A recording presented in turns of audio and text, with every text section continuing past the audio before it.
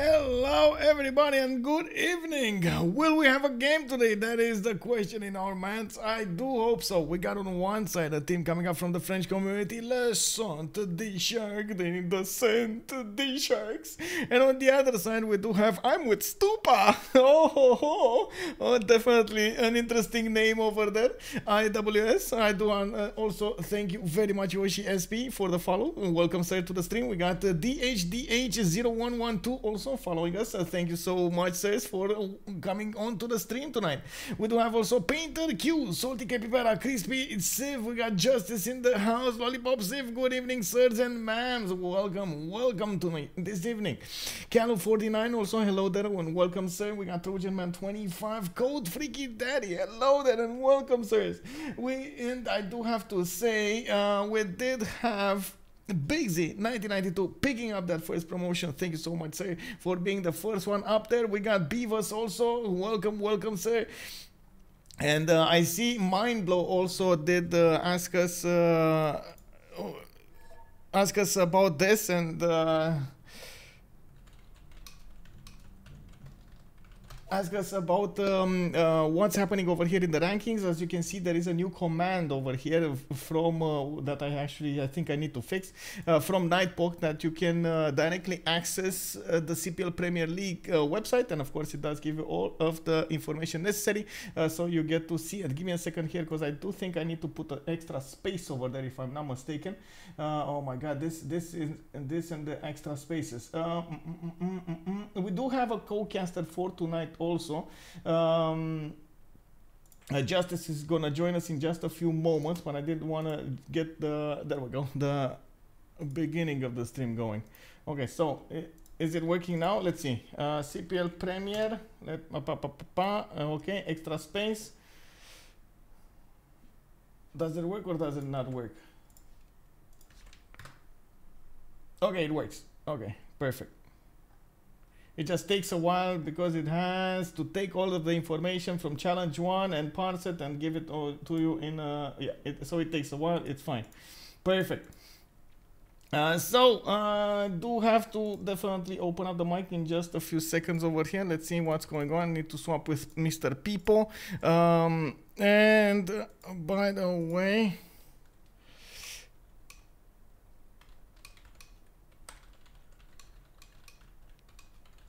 Justice, they're asking for an extra if you want to join in the lobby. Give me a second. One second. Hello there, sir. Hello there, sir, Justice. Good evening, sir. Yeah. Let's see. Now it works, by the way. I did redo all of the settings for Discord, for everything.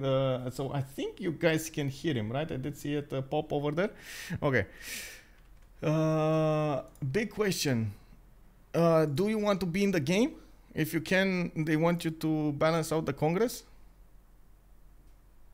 Sure, I can. Okay. Just send me a lobby link. Yep, they're making a room right now. Give me a second. There we go. That's the lobby link.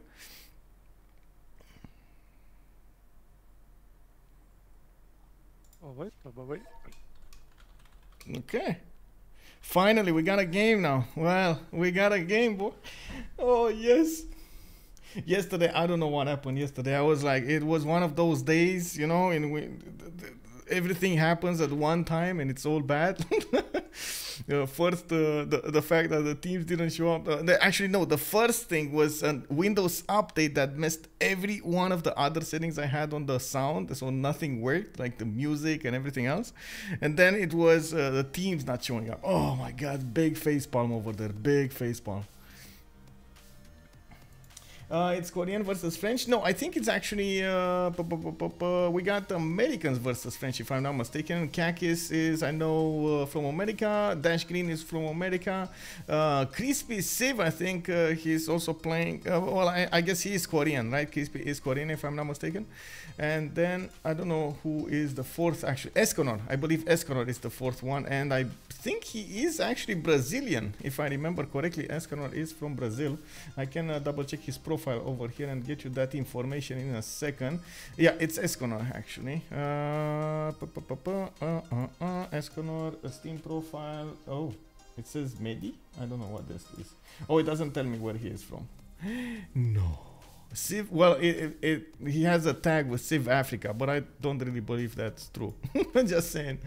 As far as I remember, he was something like Brazil or somewhere else. Not Europe, or America. Good evening, closing. Welcome, sir. We do have Justice over here telling us he's an actual professional rule breaker. I am part of the reason that... Wait, what? Wait, what? GPT deal? Oh, no. Yeah, like back in the days, it's like, I don't know, like 1 year or 1.5 ago. Yeah. Like there was no rules about it, and on the Sun Tzu team we just found out because someone enjoyed playing Russia a lot. Yeah. And he often spawns with copper and stuff like this, right? Yeah. So we just found out. So okay, if we like if we're just working copper when you settle and send away your GPT, and then stop working the copper, you effectively just gain GPT, right? I mean, that's obviously an abuse, but back then it was not. Nobody knew about. Well, I mean, so, there is a blanket rule of not abusing anything. You know, like if it's a obvious abuse, you shouldn't. By the way, can you swap with Dashgreen? He's asking you in the chat here, yeah, but there were a lot of messages coming up. Okay, there we go. Pick up that spectator. There we go. Nice. I gotta say, so everybody is on the same page with this. There is a blanket rule against any kind of exploit, even this one. Okay, it's not specifically, it wasn't specifically banned, but there is something like that allows us to intervene. Like as good gamer, what we did was we abused it for like a couple of games while we reported it. So like setting up the rules. Like took a couple of weeks, so like we gained a minor advantage for a couple of games. Oh no. Yeah, I do know. I do remember that there was quite a ruckus in the CVFR community also about the same thing. They started talking about it. Oh my god, look at that! You just make gold out of nothing, man. You just work that copper and you send it away, and then you. Well, I mean, our argument was like it, as always, was what people call abuse, right? It's in the game, yeah, and there's no rule against it, so we just used it. Like, you could also just flag it as clever use of game mechanics, right? Clever use of yeah, well, just making stuff out of thin air. So we just did it while we reported that this is actually very abusable. So yeah, so the rule was set up, and a couple of weeks later it was officially banned. Yeah. Well, it looks like tonight we will see them start out their pick and ban phase here. In the map pool choices, we do have Pangea, Primordial, 7th Season, Highlands, and the teams are slowly churning through those, banning the maps. Pangea, 7th Season, Highlands. Whatever we do, there's going to be a long game tonight. It looks like whatever we do, it is going to be one of those simming games. They are really scared of those, well, not, scared I think it's a tough word. They're really not confident enough to play on those other maps than the big ones. They really enjoy, and maybe this is a reason that I have to ask you. Why do you think people keep putting so much importance on playing on 7th Season Highlands versus the maps in which it's much earlier warfare, it's much like naval and so on and so forth? I mean, this is an obvious question of preference, right? Like, I think especially if you come from FFA, you're just very used to just like sim up, like you would in single player, and just avoid conflict while you are comfortable making a push. And I think this just transfers over to these team environments, where people just simply not realizing that you can actually win a lot faster and apply other strategies than simming up to tanks or helicopters or whatever, and then have then have a great fight, right? Yeah. Yeah, true. But people just like to do that. They just like to abuse their spawns as much as possible, get everything out of it, you know, extract every piece of production and food, and then go to war, see what happens. Yeah, very good players or very reckless players or both Yeah. will always try to do this, but I think it's completely understandable that people genuinely feel a lot more comfortable if they just can do what they know. Yeah. Yeah, And true. like I mean, outside of Team's environment, early warfare is usually just harmful, right? So like an FFA, if we go to war before QSCS basically, And you don't win. yeah, like if you don't get a fast clean kill, like some random new guy dying 2 or 3 horses or whatever, Yeah. it's usually a lose-lose, right? So people are just very used to avoid early war. Yeah, that is so true. That is so true. IRL war is quite a problem in normal FFAs. In the active ban phase tonight, we do have Basil taking the first ban. Whoa. Spain coming up next. Looks like Japan on the third one. And then, of course, Portugal coming up in fourth. I'm quite surprised we actually see... I want to say Basil picked up in the first ban, since this is the 7 seas. I was definitely expecting to see more coastal civilizations being preferred here in the active ban phase, but it looks like they're letting some in. Well, they did go for Spain, Japan, Portugal, and Norway. We still have Eleanors, we still have Victoria, we still have Dido. There are quite Indonesia, for example. There are quite a few ones that they can benefit from here. Don't you think Indonesia? Yeah, well, I wouldn't go that far. Okay, don't go that far. You say that, but actually, I had a very like I was always a Wilhelmina fan, and like Yeah. 2 or 3 months ago, I actually told Twinder about it. That I think that the 7th Provinces is actually a very good unit. And yeah, well, like if you ever watch Twinder streams, he pretty much spams the shit out of this Civ right now. Well, yeah. Without it getting changed at Interesting. all, like. Interesting. So he's starting to do what Asticos did for China, Kublai China. Nobody wanted to pick it, and then he showed us that it's such a powerful Civ. Very nice. Very nice. I mean, I'm more of the analytical guy. Like I don't grind too much games, but like I look at just like numbers a lot. Yeah. And like if you look at it, like 7 Provincian is just a very good unit. Like usually what is the bottleneck in naval war right now is just like Niter. Because like everyone is used to pre-build like 40 galleys and upgrade them to caravels, but Yep. everyone does it, so usually not too much happens. So what usually breaks the stalemate, especially with the Ironclad change, is how much frigates can you bring, Yep. and just having how strong a they unit are. which Yeah. costs half the Niter, which just has +5 naturally, like it's almost as strong as the Portugal Naus in melee, which has like the pre-promotion for +7. Yeah. Yeah. And so you have a frigate which costs half the Niter and just has +5 just from being a unique unit. So this makes it very strong. And it also has a kind of decent free sim. Like it's not the most exciting bonus, but it's fine enough. Yeah. So yeah, so if you don't spawn next to I mean I don't want to hype things too much up, but like especially on 7 Seas, which is a very common map, and like the top tier naval civs like Norway and Japan get banned out, and it's definitely very viable.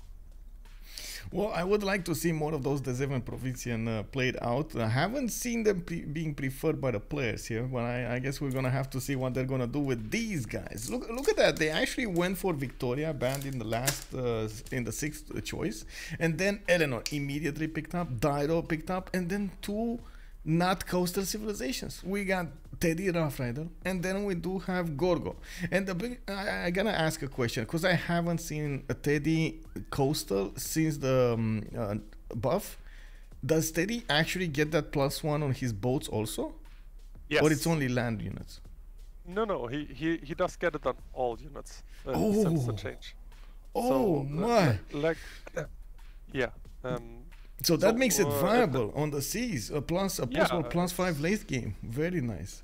Definitely. it's a very decent civ in any situation. Like if you look at the combos bonus. Yeah. So and It's then the we do last have Gorgo. bonus. Again, with a possible +5 late game, he has that extra damage coming off from his military policies. And of course, has a really good early game and a very, very good culture game. Not that good on the gold, though. I'm a bit concerned about the gold situation here. I mean, generally speaking, if you can just set up naval trade routes, every civ can make a ton of gold, right? Yeah, if you actually build commercials or harbors, because that's the thing. Like. Yes, of course, but like, I mean, we obviously still see people just pegging it, but like a decent player will always adapt to the situation he is in, right? So like, if we freeze him, your job is just to make gold for the front line, and everybody knows it. Like, doesn't matter what civ you play, you just have to do it.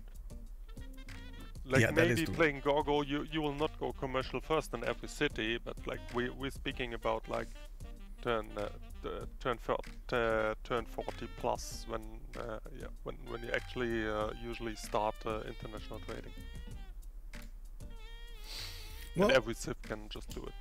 4 more bans here. Looks like Hungary, Indonesia, Scythia, and then Catherine de' Medici, the Black Queen, got taken out. So all of these actually have quite a few important bonuses on their side. Most of them are attack bonuses, and of course, I guess extra strength bonuses. Now we're gonna see some Smurfs coming up over here. You know, what do we have remaining? Do we have anything remaining on the coast? Very good on the coast. Australia. They didn't ban Australia. Oh, 7 Seas Australia. Is this gonna pop over here? Slipounet on Rome, and then Kakis has the buttons. I mean, we will see. Like, I'm under the impression that like the latest BBS version actually made 7 Seas a lot more connected, but maybe that's very subjective. I don't know. So connected. Wait. Connected on the seas. Connected on the land. Like the seas are more connected. Like at least the game I saw. Nailed it. Are more connected. Nailed it. John This is obviously just my impression.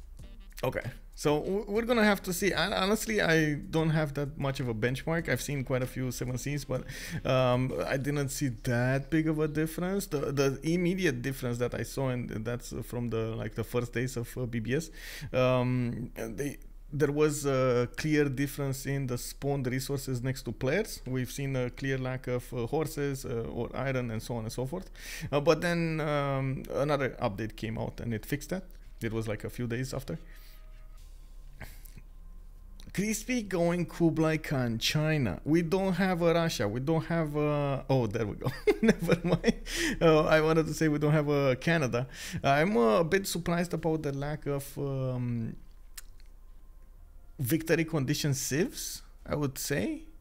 They're going for the war. They're going for the brawling instead of going for actually, you know, going for some kind of victory condition, like culture, like well, I guess domination is one, like science.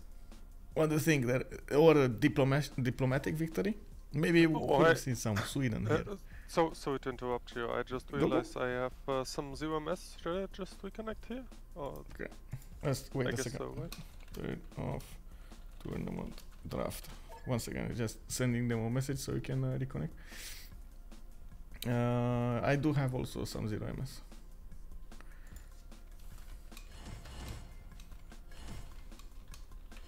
I'm free to reconnect. Right? Yep. Yeah. I also will reconnect. I'm actually baffled that so little people play Canada. I believe Canada is borderline broken. I know, right? It's so good. Oh my god. Well, it's much better than Russia. I don't know why people are preferring Russia over Canada. Like maybe it's because of the early faith game that you get, maybe the advantages that you get from monumentality, but Canada's production and food is just through the roof right now. it's quite surprising to see more Russia than maybe they prefer the mid to late, but I don't know. I keep trying to find excuses here, but I can't. So I'm I'm gonna defer to you. What do you think this? Why do you think this is happening? I think people are just sleeping on it. Like the same with Kublai China or whatever we see. People just stick a lot to their preferences, and especially in a game like Civ, where there is like almost like impossible to master every Civ. Yeah. You could just make an argument like playing a suboptimal Civ you're comfortable with is usually better than using what does matter, right? Yeah, exactly. Yeah, you know, but technically, I believe Canada is like giga strong. Like it has huge tempo early game, and you can pretty much do everything. And when you just freeze them, like a culture victory is almost guaranteed at some point. Yeah, that is true. That is true. Oh my god, I actually had a community game with some of the viewers, and managed to get around 4,000 tourism after I killed 2 players. Something like that. Oh my god, it's like late game Canada is wow, bro. Oh my god, so much tourism. If it even does get to late game, like I just tested it out on a bot game, and I just something stupid like 2,500 tourism turned 78. Wow. Without bullying any bots or killing anything, like this, it is just insane what you can do on this Civ. Yeah. Oh man, you jinxed this. What did you do? You told us it's connected, and there's nothing connected here.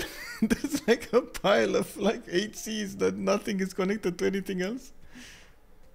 That's actually very interesting. 1, 2, 3, 4, 5, 6, 7. Okay, so it's literally 7 Cs not connected with each other. Not even connectable. Like they have like 3 tile chokes instead of 1 tile chokes or 2 tile chokes.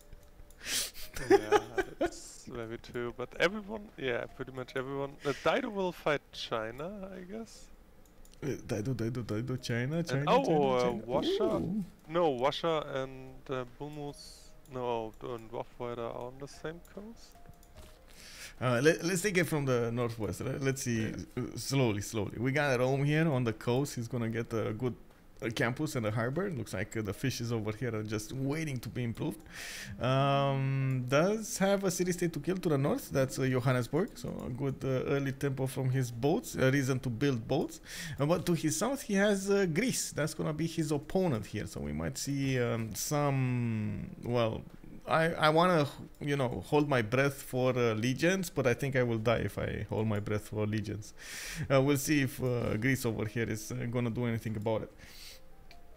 On the east side, what do we have? You said it's Dido, right? We got the Home Fontaine here, and Phoenicia looks like he is gonna be relatively close to China. Do you think China is gonna go coastal here, or just sit on the freshwater? I think he's just gonna sit in place. There's like no reason for him to go east for the coast. Maybe even there's a reason to go south one on the 2-1, so he can get another settle to the north on the island. But I don't think he is gonna think that far ahead. Yeah, I don't know. Like Weefish is always an argument to go coastal directly, but you never know.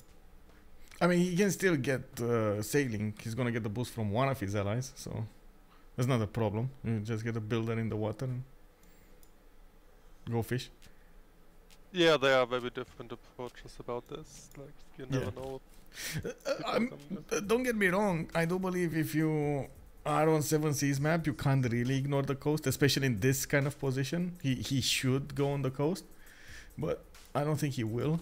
Like, those are like 2 different aspects, in my opinion, and my vision on what is he gonna do. Is he gonna prefer? Next time, there we go. He did. Okay, so +3 campus. He's gonna get the east side with a +4 harbor. He's also gonna get the drift fish improved. Very nice. Okay, 2 2s all around is gonna be nice. What's it? London. IWS London. It's gonna be in his big puddle over here. A lot of cities to settle. Not very good ones though. A few. Well, I guess he does have a few of these +4s, Cothons, and 2 amber tiles next to them, 2 crab tiles next to them. But oh my god, the one next to the crabs is just so devoid of any kind of hills. That's gonna be a problem. And yeah, what? Dido? What? What's with Dido? You just said that Eleanor is gonna build Cottons. Oh, sorry. Yeah. Harbors. I'm sorry. I don't know why I was fixated. Royal Navy Dockyards. Royal Navy Dockyards, yes. Royal Navy Dockyards. Those ones. They really like that royally stuff. He has his northeast blocked though. Do you think it would be good for him to settle one to the north? I think so, right? Oh, look at those coastal trade routes with Australia. Oh my god, just settle one north next to the diamond and the cocoa, and then just send to Australia trade routes. Oh my god, yes. Yeah, especially as this west expand looks horrible. I think he should go for this very fast. Yeah. And look at Canberra's resources. Man, this is one of those Liang spawns for Australia. It's one of like 100 spawns in which you have like almost every tile with a resource. How many he has? 1, 2, 3, 4, 5, 6, 7, 8, 9, 10, 11, 12, 13. 13 resources without taking into account the oil and the niter. Wow, okay. Oh, 14, because I didn't count the stone. Oh, man. What do you think? Is Liang a viable choice anymore in the game? It did fall off favor quite quickly. Well, I'm generally a believer that on Freesum there's always an option to go Magnus into Liang, but and that's also always an option. Oh my god. Okay. Yeah, well, I mean, as always in Civ, it kind of depends what you're playing for, right? Like, if you if you're going like in extreme cases, you just go Magnus Internals with the Liang City. Yeah. Or stuff like this, and you go on Cecil and everything. You're obviously gonna play for turn 80 plus, right? Like, yeah, that is true, but you lose so much tempo at the beginning, don't you? Like from not having Moksha, not having because if you go Liang, you might as well go the 4th Liang, you know? Yeah, well, you say tempo, and the question is tempo in what? Like, it's not stats. Like these governors doesn't provide you anything. They don't give you stats, but they give you food and production, which will convert into more cities, which will convert into more stats later on. So like, you have a slower tempo, yes. What I'm saying is, it depends on what you're looking at. Like, a tempo is not only stats. Well, no, but getting the culture to get civics, to get the cards, to get everything else, that does help quite a bit. That's what I mean. Yeah, but the team environment doesn't really matter. Like you just let yourself boost and be the big late game carry.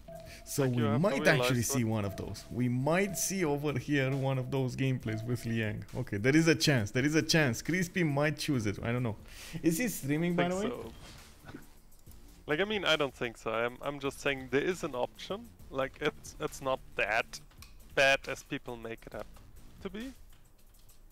But yeah, it's very, very niche.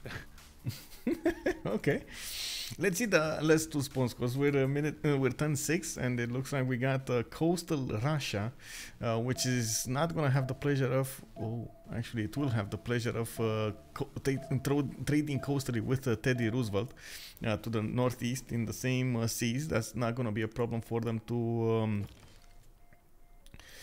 how to say, to fight anybody in this game, or to connect to each other. Russia does have fresh water from rivers, does have quite a few copper tiles, production, a bit of a lack of food, but I guess he did buy out that 3 tiles away fish, exactly for that reason. He's coupling the fish with the 1-4 deer and getting the settler faster.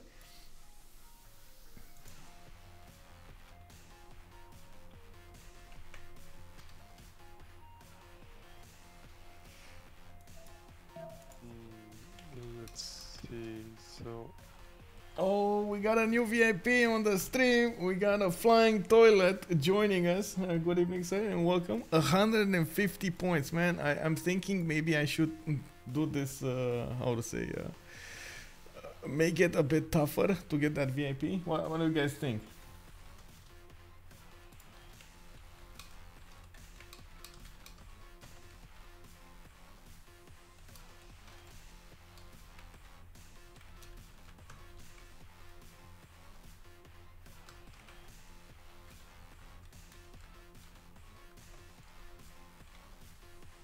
And there we go, remap vote.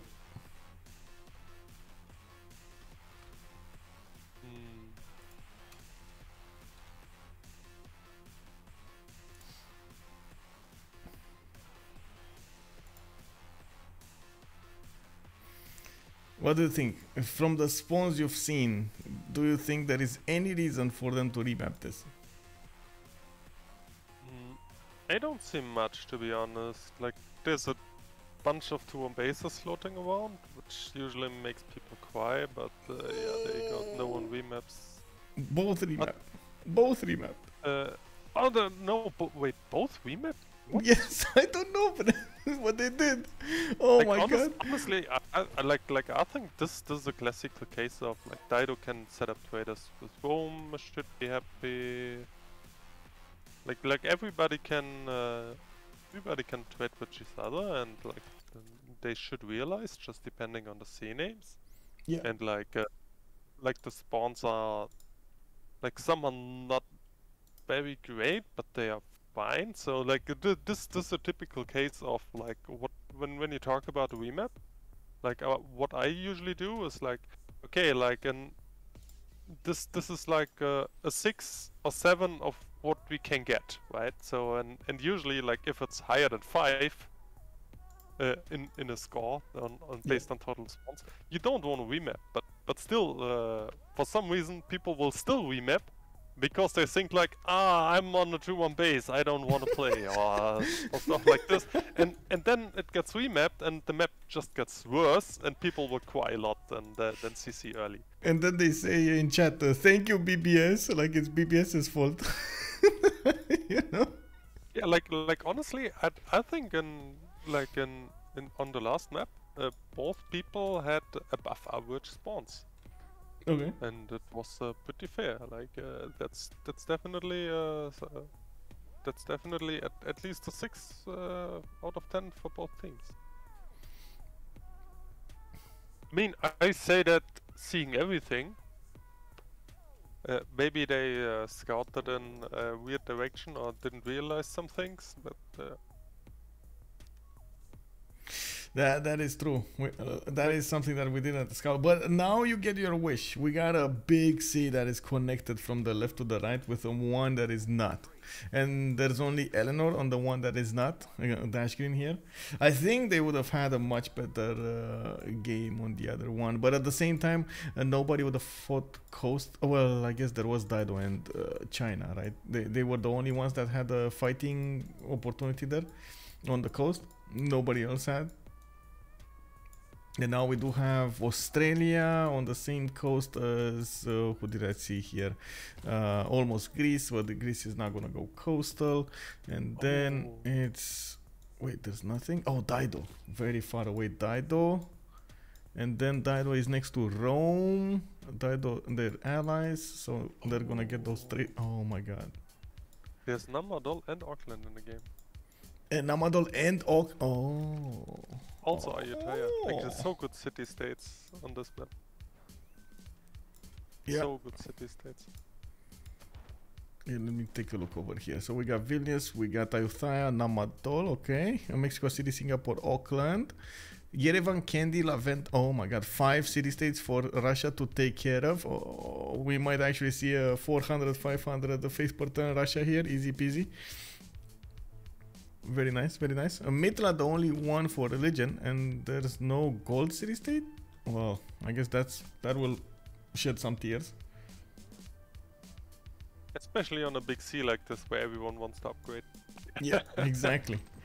Well, let's take it from the left over here, because this is it. They're not gonna have any chances to remap this, because they both spent the remap tokens. So let's see what it is. We got Rome over here with Slipounet, with 2 of these fish tiles in the capital, 2 reef fish tiles in the capital, coastal freshwater from that one tile river next to him, and he's gonna have a 3rd reef fish in the north. Very nice, very nice. Access to horses 3rd ring, no iron. This is like his iron is 4 tiles away to the east side. I guess you got chocolate hills to the south, so chocolate hills to the south on the same coast, but that's gonna be a race between him and China. I don't know. Yeah, Kakis over there might have something to say about about Rome settling the chocolate hills. Already interesting point of conflict, right? I know. We got a hotspot on the map here. Oh, very good, very good. To the north, he does have a few settles on the next to those bananas. The cocos would be very nice to settle, and of course, Rome over here could trade without any kind of problems throughout the sea towards Tyre. They just need to break the fog between them, and I think those trade routes would be fine. We'll see. To the south, we do have China, with Beijing benefiting from horses to the south, a lot of mountains for the +4, +3 campuses, iron 3rd ring east side, and then this is a problem with the position of the city of Kandy. The position of the city of Kandy took out like 3 of his possible settles. That city needs to be taken out. That is just disgusting. Oh my, oh well, it happens. By the way, Escanor will be very sad. Wait, who's Escanor? Where is he sad? Gorgo? Oh, where is Gorgo? Here. Why? Did he just? Oh no, he can settle someone. Okay. Why is he sad? Escanor, like it's Gorgo. He's on the sea with Dido and Rome, and pretty much has like he has to go full coastal and will probably be rowing these 2. Yeah. Oh yes. And he's not gonna get to use his capital to affect this. Yeah, probably. That will be problematic. What can I say? He does have a lot of chops though. Like that would help him get the boats out. We'll see. Actually, he has a 2-3 base expander working at 2-3. Never mind, he will not be sad. He will. You know what will make him sad? The second he sees that ivory settle to the east side, he's gonna be so happy about it. He wants to settle it to, benefit from it, and then he's gonna see the Phoenician boats poke at him. Well, that's gonna be. It's only 1 tile, so like if he's not settling coastal and not building a galley, he will be fine. Yeah, true. That is true. And let's go forward on the other side, because you went left, I need to go right. Dashgreen, England, Eleanor. Let's see, London, 2 turns for a scout coming out of that city. He has a fish tile. He can definitely put good campuses. I don't think he will go for campuses here, but we'll see. Looks like a very good spawn next to that warrior, next to the Coco tile to the northwest. And he does have cattle tile to settle on the east. Royal Navy dockyards all around. Very nice, very nice. This is actually quite safe for him. Now we still have again a possibility for him to trade with Crispy, because Crispy can get a settle on this coast, and that will make for so much gold.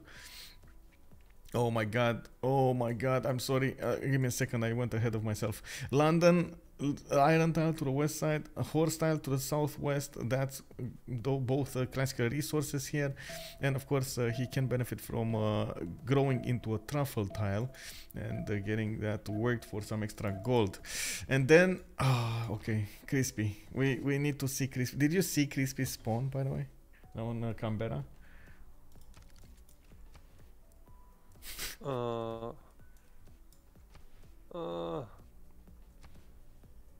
Just open up the PL tab.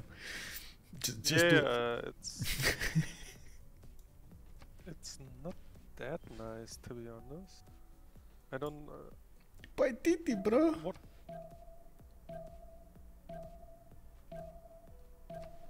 Wait, you don't see the same map? Yeah, I see Paititi, but honestly, he doesn't have a good campus and cap.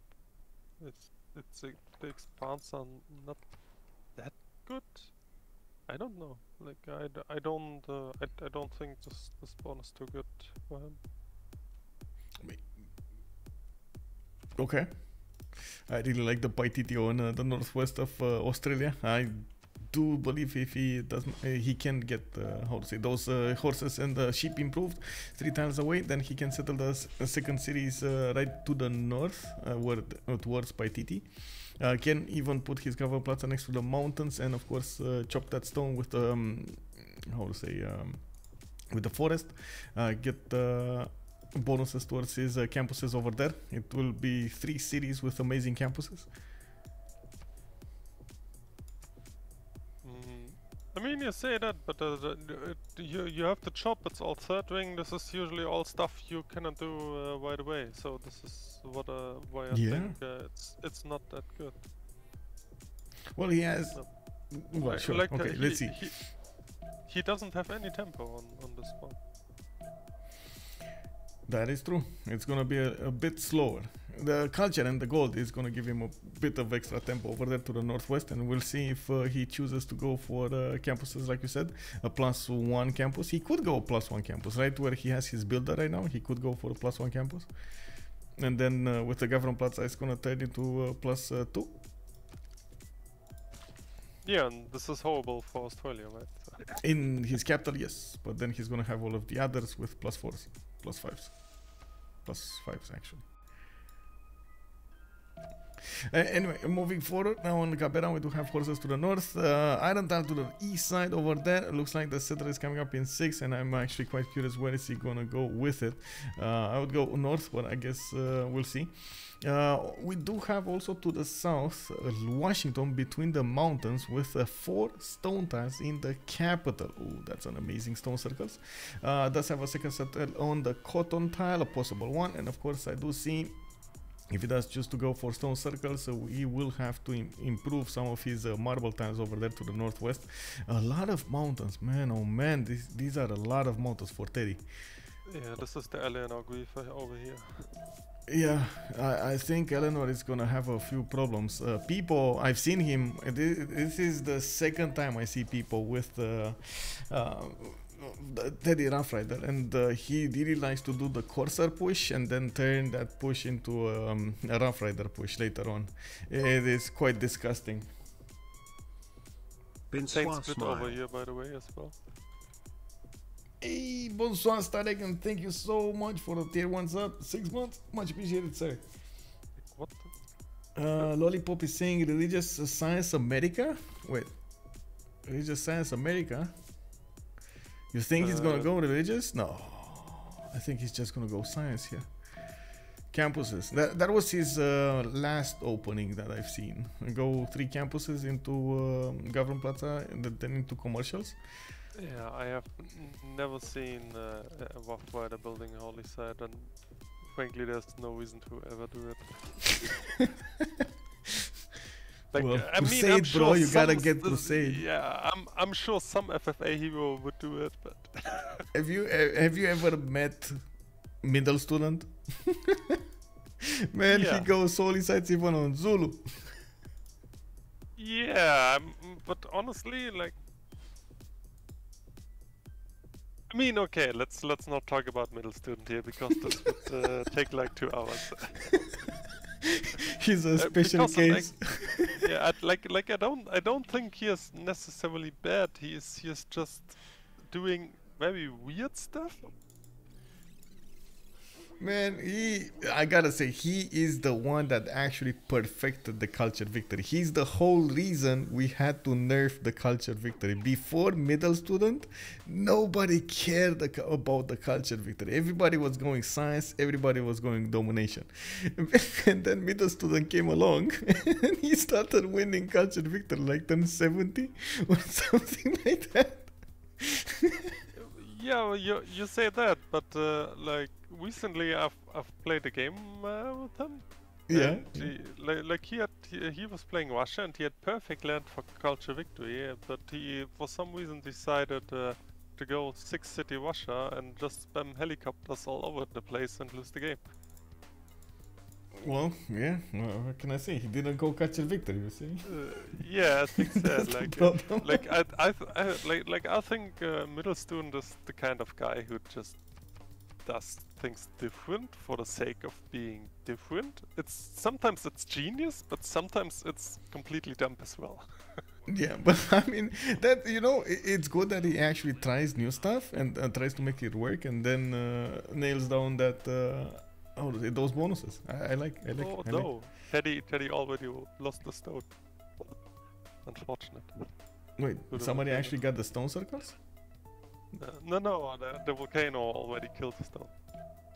Oh, that is unfortunate indeed. But he still has quite a few of them. I see 2, 4, 6, 7 stone, 8. Yeah, sure. Especially with the double marble and the B1. Yeah, it's fine. It's fine. Anyway, I do also notice he did buy this the grassland hill next to that geothermal. I don't know. I don't think he grew into it, but there is a possibility he grew into it. Australia, though, going northwest towards the PyTD settle. Looks like he's gonna try to put it on that. Okay, I mean that's not bad, but it is a bit far away, and that is gonna make it quite expensive to get everything else done. Anyway, it is what it is. We'll see how he's gonna play this. Is he going campuses first? Pottery 3. Okay, so he didn't go for. He went animal husbandry, and now he's going. Did he go mining? Oh no, he went sailing. Never mind. So animal husbandry, sailing, and now he's going campuses. Okay. By the way, look at Pantheon of Russia. That's a good old classic. Dance of the Aurora. That is a classical pantheon, and he does have +7 lavras that could turn into +14s, but he doesn't have a lot of tundra, though. That is going to be an issue. He's to the northeast of Australia, and by the looks of it, he will only have like 3 cities over there before he goes through the mountains towards the city of Nazca. And then he's probably going to need to fight Australia here on the coast. Oh, on the land. This might be ending up quite problematic for Australia. We will see how this develops. Do you think he's gonna build a few cities on the other side, on the east side? I guess that is a possibility. I don't see any option for him to get more good lavras, though. That is a definite no-no over here. And this is the surprising fact that I have about Russia, or I should say the question mark in my brain that I have about Russia, comparing to Canada or something like that. I don't think you can like it's a luck of a draw, a casino style choice to go for Russia to get that good monumentality going, and Russia usually it's only good when you get that monumentality going, you know. That's my reason. Anyway, on St. Petersburg, we do have an iron tile to the east side. He does have horses 3 tiles away, and quite a few of these deer tiles. Could have gone for Temple of Artemis over here, and I think he can still go for it. Do you think? No. Actually, I just gave myself the answer. For a second there, I wanted to ask you if you think Goddess of the Hunt would have been a much better choice here for the extra food and the production on the deers, but then I just saw there's like only 3 of them, and that's it.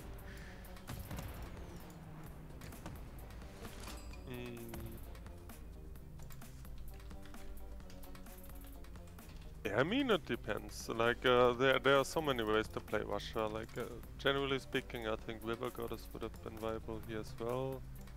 Yeah, plus to that. Extra amenity, extra housing. Very nice, very nice. Especially as there is no dedicated facelift. Like, I actually don't really understand why he went for project here. Feed the world, probably. He's afraid of somebody else. Wait, there's nobody else in the game that would get that away from him.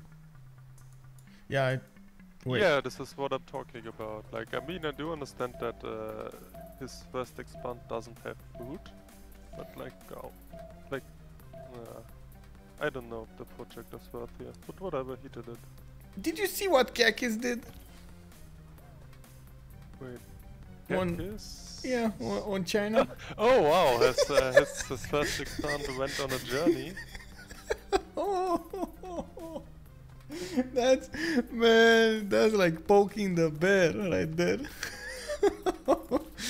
Slipounet, what is going on, bro? Full non-fish opening up with the granary. Well, I guess wait, he's China, right? Oh my god, no. Oh, this is gonna be quite interesting. Anyway, we'll see if this pans out. I guess he's gonna rely on a lot of the gold of his team, because this is gonna be painful for him. Very, very painful. Actually, Carcass is very isolated. He cannot trade with anybody as Kublai China. Yeah. He will trade with, well, he will try to trade with England, but England is already getting bullied by America. You see those units over there going ahead against English spawn, so they're probably gonna try to stop any trade. England has a chariot, so there's no bullying happening. Well, it's getting stopped, you know, just the good old let you settle for a turn here. If Pipo manages to get to that cattle tile, it's gonna delay it so long. Yes, he will. But then again, like, I mean, he can just settle on the wise. Yeah. And actually, like, ironically, I think settle on the wise is actually better for England.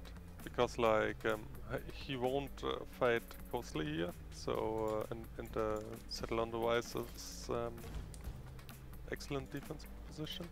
Yeah. If you can control the chokes in time. So like ironically, I think America will trigger England here in a better defensive position. Yeah, I agree. That Cocotan looks extremely juicy right there between the mountains. This is gonna be a good one for Slipounet. I don't know where is he sending his boats to. I don't know why did he build 2 boats, but sure, I guess he just wanted to get them out of there and see what happens, break the folks, see if he has a city state to kill. Yeah, he does have Namadol on the other side of the coast, which is gonna be nice. He's gonna find it, and probably Dido is gonna try to make use of it. Let's check out the last 2. We did talk a little bit about Gorgo, and it looks like Gorgo is going Stonehenge? Okay.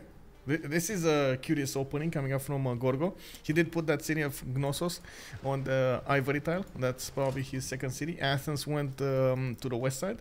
Next to the amber though, and it looks like he's trying to max out the city count that he's gonna have on this coast. Around his the city of Sparta, he's gonna have around 4 cities on the coast, which is definitely not bad. I do also notice he's of course very, very close to Phoenicia. Went for religious settlements as a pantheon, and already has a galley to defend himself on the east. Very, very interesting place coming out from Escanor at the beginning. But then I see Phoenicia here, and Home Fontaine does have God of the Sea on Phoenicia. 431 tiles to use over here with a lot of amber, a lot of culture coming out. He could go and choose Pingala if he really wanted to, or go for Moksha into Free Inquiry, getting that very nice and juicy mercenary at the same time you get Caravel out. Very, very, very nice. I'm extremely surprised by the Stonehenge choice on Greece over here. Yes, you get a religion. Yes, you might use some bonuses from it, but do you really want to when you're fighting like this? Maybe he can actually get the benefit from some Defender of the Faith here, but he might even not even spread his religion to his other cities. Anyway, no, we'll see.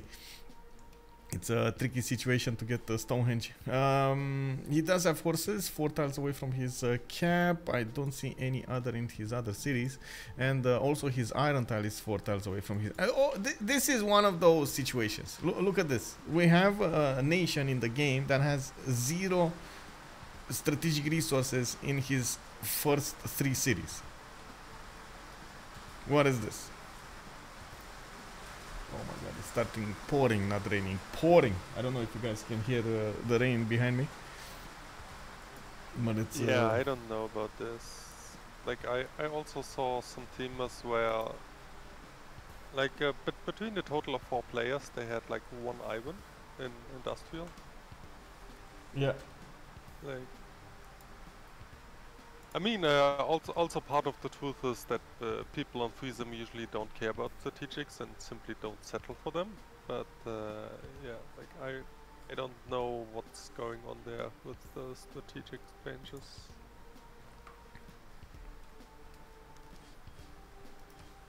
Yeah, I don't know.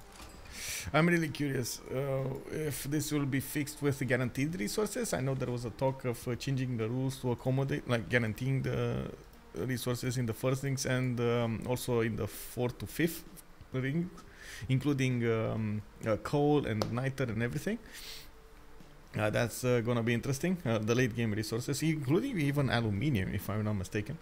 But we'll see. We'll see how that will develop. I think there is a vote going on in CPL right now, right meow actually. And let me see, in the player votes, we do have 40 people saying, oh wait, not that one. Money bug, no. Guaranteed resources, change to guaranteed. Looks like 68 people said yes to change to guaranteed. 19 say no, leave it on standard. And it looks like Menjak is keeping it alive a little bit, but it's already running for 6 days and that's it. I mean, it's always difficult, right? Like, on the one hand, you just want to have the strategics. On the other hand, like, people will wage a lot if strategics screws up the district placement. Yeah. Yeah, true. So, like, personally, I think that's more of a player problem than a balance problem, because, like, people just have to realize that strategics is something worth settling for. Yeah, yeah. Yeah, definitely. That's one of the things that makes the game a bit more tactical in that sense. You know, you want to prioritize getting everything you need. Uh-oh.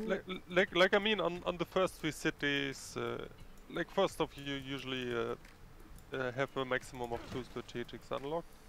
Yeah. Often only horses, or not even that. So you only look at heals, which makes a lot of sense. But like the latest cities, you definitely have to.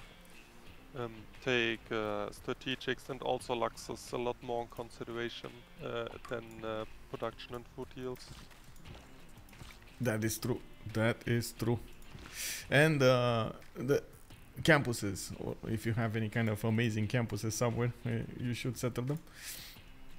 I do. Yeah, but I mean, not even that. Like, I mean, this is obviously up to player preferences, but like, if I have a choice to settle like 2 extra luxes or 4 good campers, I will always go for lux settle, but this is obviously just my preference. Yeah, for sure.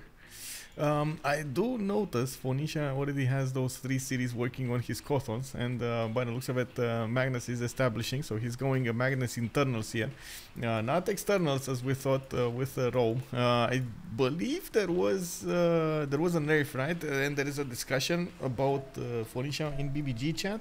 They want to give it back the extra trader from the beginning.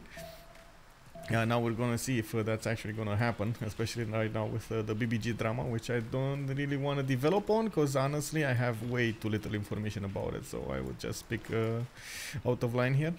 Talking about what's going on, we do have God of the Sea on Phoenicia, and it looks like he's upgrading his coaster tiles, coaster resources.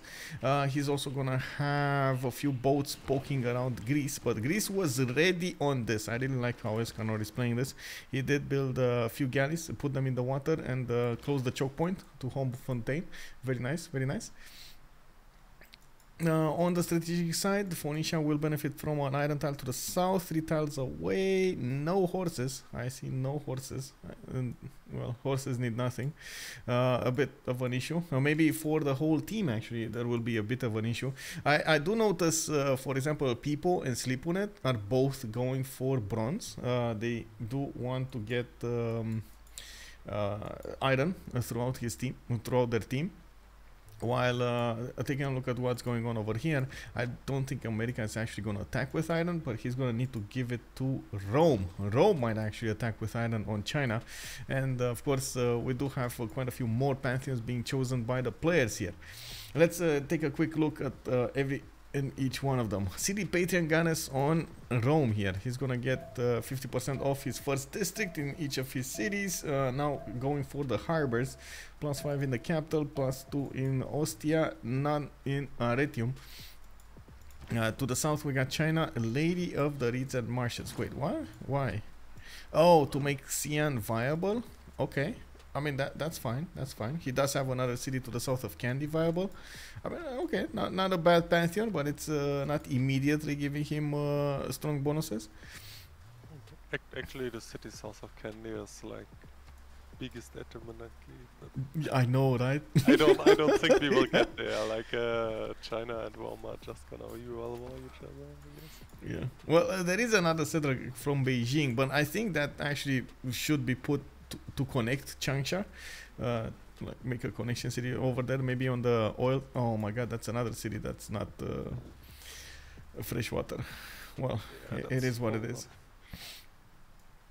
Yeah, 3, that is a problem. Anyway, it is what it is. We're gonna have Kakis over here try to adapt to the situation, and there are tools in the game allowing you to adapt. It's just talking about the tempo, talking about how fast you can get enough units, get a production going in your cities and so on to be competitive in the later stages. That's why we're concerned because of the lack of fresh one. It's so much production put into getting that housing. But anyway, we'll see. There still are moves that he can do.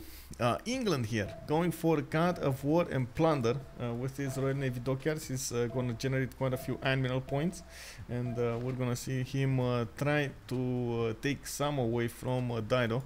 Well, we'll see. I do believe in Homme Fontaine. We'll see if he manages to snatch a few of them with projects. And in the meantime, I do see Dashgreen managed to push back the American invasion. That scout has been chased out of his territory. And look at that, Bradford actually got settled in an awkward position here. Not in the best of positions. You can see how much damage that one scout did over there. Amazing, very nice from people. Yeah, this is like, I cannot really agree with that. As being said, I think the White Settle would have been a much better city, like both from the yields and from the on England? From position? Yeah. Oh, you mean England? Yeah, like I was assuming he's gonna settle on the Wise, but like a lot of naval players are just like think they have to settle coastal. Yeah. Like I cannot really agree with that, but it's understandable. People disconnected. Oh my god, we were talking so many good things about him, and look at that, he popped out. He got shy, boys. He got shy. That's what happened. Tenhouse is also telling us China is looking god after that very forward settle. Yeah, he's also building that road, by the way, towards his capital. Is that gonna be? I think that's gonna be. Oh my god, it's gonna be pillaged. Homme Fontaine has a scout sniffing around. He's gonna see the road. He's gonna know about this. And his warrior is protecting the scout. Should be fine.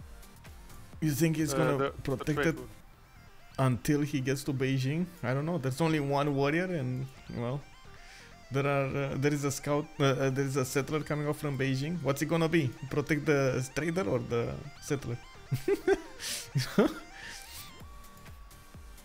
Anyway, let's keep on going with pantheons here. Stone circles on America. So many good yields, by the way, on America. Looks like he's gonna go for the full on. Let's get a lot of science very, very fast here. LSD New York going for a +3. Washington is gonna have a +3, and I do see Boston already putting down a +2 with a very, very good commercial next to it also. Well, soon to be commercial. KW. Australia, what did he go for? God of Craftsman. Okay, he's putting the campuses right on Paititi over there in the second ring, and it looks like he did go for irrigation, and he's gonna... wait, did he put that? He didn't chop it. Okay, he did put a +1 campus in the capital, and then he's gonna have from Adelaide a +3, Newcastle another +3, and I'm a bit sad he didn't actually use the mountain, but you know, it is what it is. Some extra faith coming off from his horses here. Okay, God of Craftsman. Oh my god, Adelaide, by the way, with the 3-4-1 tiles is amazing, and the extra culture over there. Very nice, very nice. Me likey. And he went for 4 cities really quickly. What's Russia doing? Russia got a religion. What do you think is his religion? Let's see. Actually, we got 2 religions. Russia, Buddhism, Feed the World, Lay Ministry, and then Islam on Greece. He won divine inspiration and sacred places. Wait, the China religion? Is he? But you... it's very common on Greece. Like, I don't think if it's really the best, but it's very common. Yeah, my surprise here is he's not gonna get to build that many wonders. That's my only... Yeah, this is what I'm saying. Like, I don't really know if it is the best, but it's just very, very common to... like on Freesum, I can agree that it's usually a good play. Like you just go for Stonehenge for the... Like you want... If you go for Acropolis opening, you just wash drama without going for politics, and therefore you want... to build a wonder for the drama boost, and then just spam Acropolis all over the place. And on Freesum you usually add a couple of wonders, like for example hanging guns and stuff like this later on. So it's kind of good. But like I think people just for some reason think, oh okay, on Greece it's good always. Yeah. So I don't know. Yeah, like, I'm actually surprised about this, but we're gonna have to see. Maybe he has something in his mind that will definitely work with what he's doing right here, and we just don't see it yet. It is a possibility, and I don't really want to take away his shine at the moment. We'll see. We'll see how this develops. Escanor is definitely gonna have his hands full with Phoenicia. That is one we know. Let's see one we don't know in the next 10 turns. Well, 10, 20, 30 turns. Yeah, by the way, everyone is hitting golden already. Lido with the casual 36 out of 19 points. He will, as he built coffins and 5 things already, he will probably struggle to hit stick golden a lot. Oh, for sure. That is going to be an issue. I do like the placement of his government plaza, though. He's going to have a strong Cawthon with multiple strong campuses next to it. And by the looks of it, he should just keep on settling. I don't know why he didn't go and keep on settling, but I guess now he's getting his settlers going. Finally, he does have 2 other cities that he 100% would need to settle, and the other ones will be a problem. You see how the mountains are blocking him from settling more coast? That is an issue. That is 100% an issue. Yeah, by the way, this is like a classical case of where I simply don't understand why people go for Magnus opening. Like there are a total of 2 shops in the city, and like he has a trade partner on the coast straight away. So like the only good reason to go for Magnus is if you want to go on Cecil for the provision. But he has like a total of 2 more cities to settle. So like I just don't understand the Magnus opening here.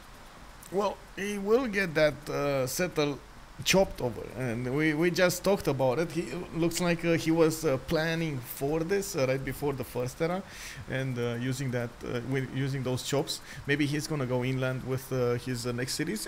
To be fair, he does have a good inland series, a good amount of inland series. That's not a problem.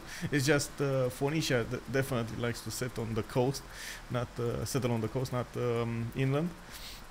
We'll see. Maybe he's gonna put a few on these islands. He does have a few islands on the east side. Connection cities towards Rome wouldn't have. It's not like how to say. He doesn't want to get cities close to Rome, so they could trade with each other. He has Greece in front of him, so like what I would expect is like he just goes for 5 cities and tries to push Greece. No? Yeah. Like give me a second, because I'm getting pummeled by rain here. Give me a second. Wait, you get it pummeled? Is it so loud?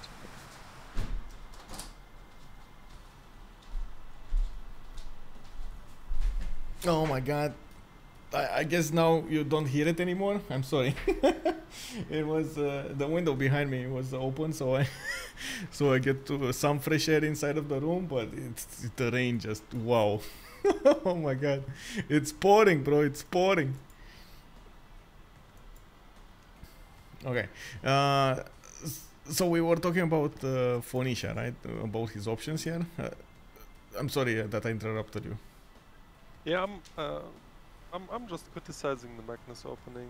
Like, okay, you really don't like it. I understand. This just looks very half-baked, because I think he has a clear game plan there, and Magnus doesn't do anything for it. Okay, what do you think would have been the best option here? A better opening than Magnus opening? Definitely Moksha.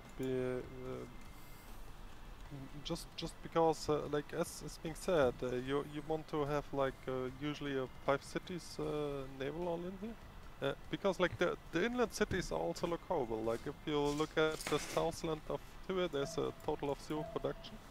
Yep. Like there's maybe one decent settle like south of Byblos on the stone.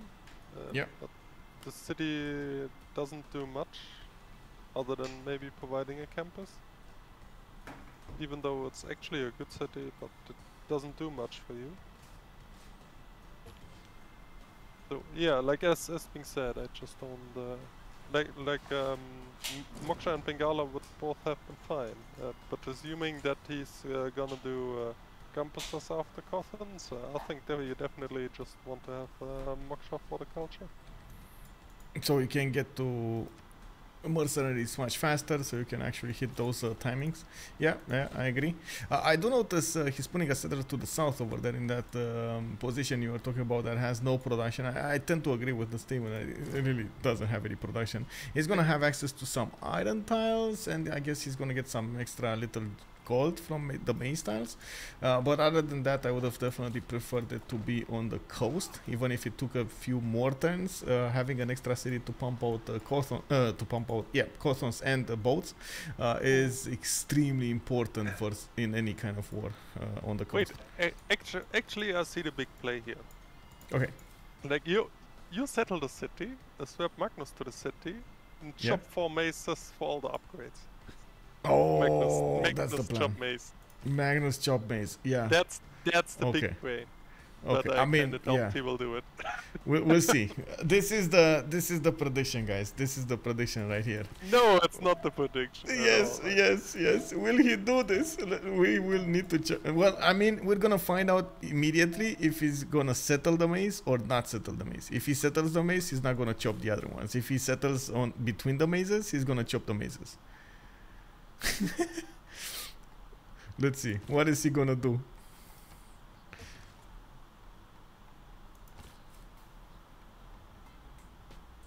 Oh my god, he's taking his time.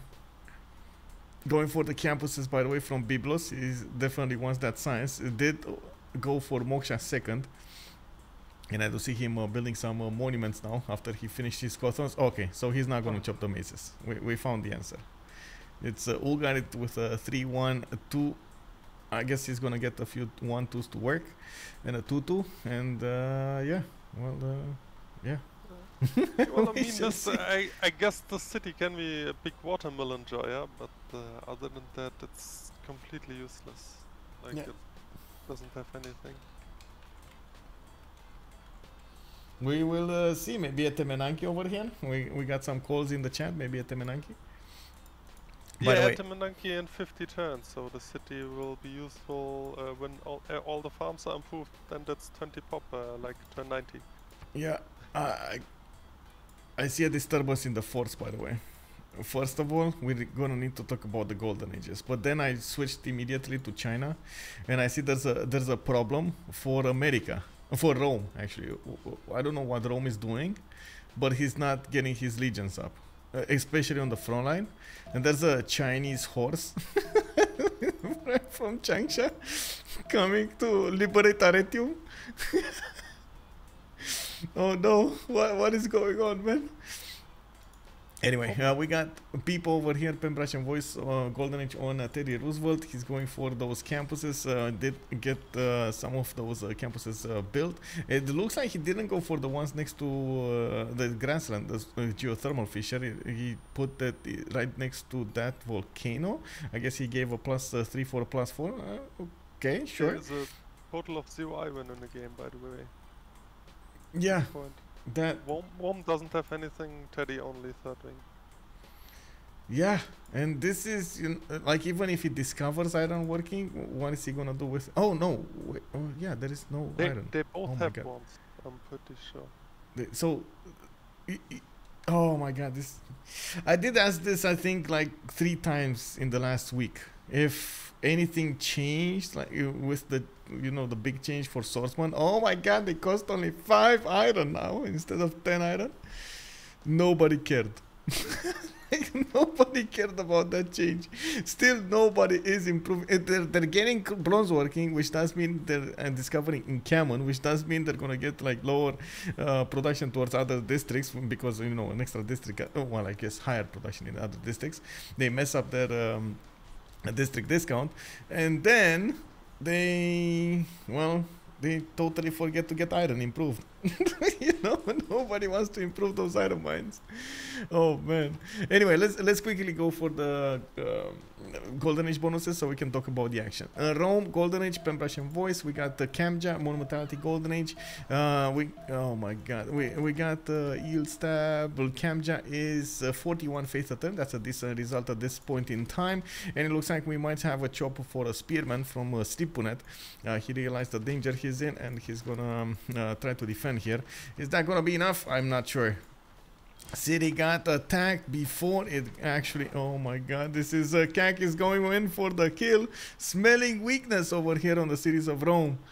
We do have a Home Fontaine, free inquiry, Golden Age, 20 science, 11 culture, 26 gold at 10, 35 production. Quite a few more chops coming out from the city of Tyre, and cities coming out from his other. Oh my god, look at that, settle on the citrus. He's gonna get another one to the south of Byblos. Very nice, very nice. 5 cities soon enough.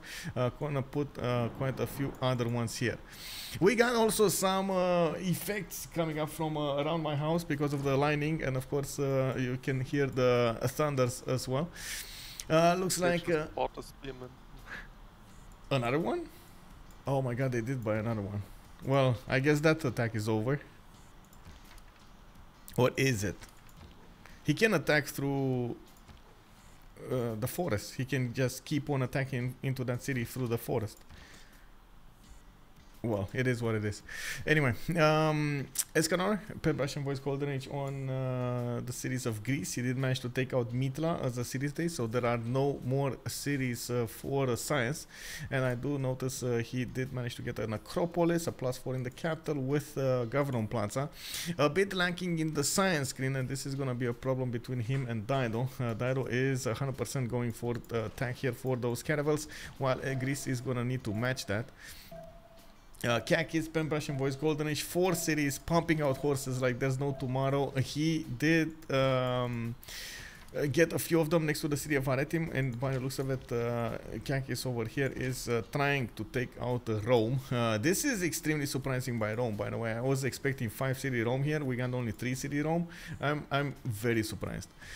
Crispy on Australia, Pen Bash and Voice Golden Age, 4 cities Australia, getting the 5th and the 6th, and I do see he's gonna get quite a few coastal ones, good campuses in the other ones, not a good campus in the capital, only that plus, well, I guess it is a plus 4 now with the double card, so it is what it is. We're gonna need to see how Crispy develops this. Already 27 science and 34 culture. Even with this spawn, look at that. He's chugging along. 48 production. Most production in the game, most science in the game, most culture in the game.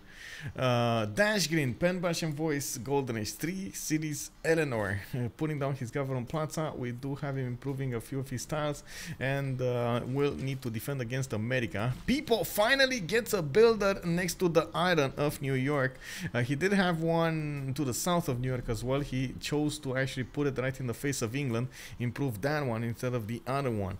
Well, we'll see how this develops. This is, I think this is actually an issue with the coordination of the players rather than anything else. Players that do need some kind of resources will need to shout out they need those resources, like preemptively shout out of their allies quite a few turns before, like 10 turns or something like that, or even at the beginning of the game when you see you have an opponent next to you, you just shout that out to your allies and keep on telling them, like, guys, I'm gonna need iron, I'm gonna need iron, I'm gonna need iron, so you drill it into your allies' head.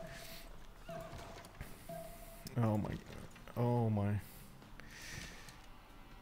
What do you think? Is he gonna take Aretium here? Hello, Nitro. Good evening, sir. Sorry, I'm sorry. No, I don't think so. He's not? Okay.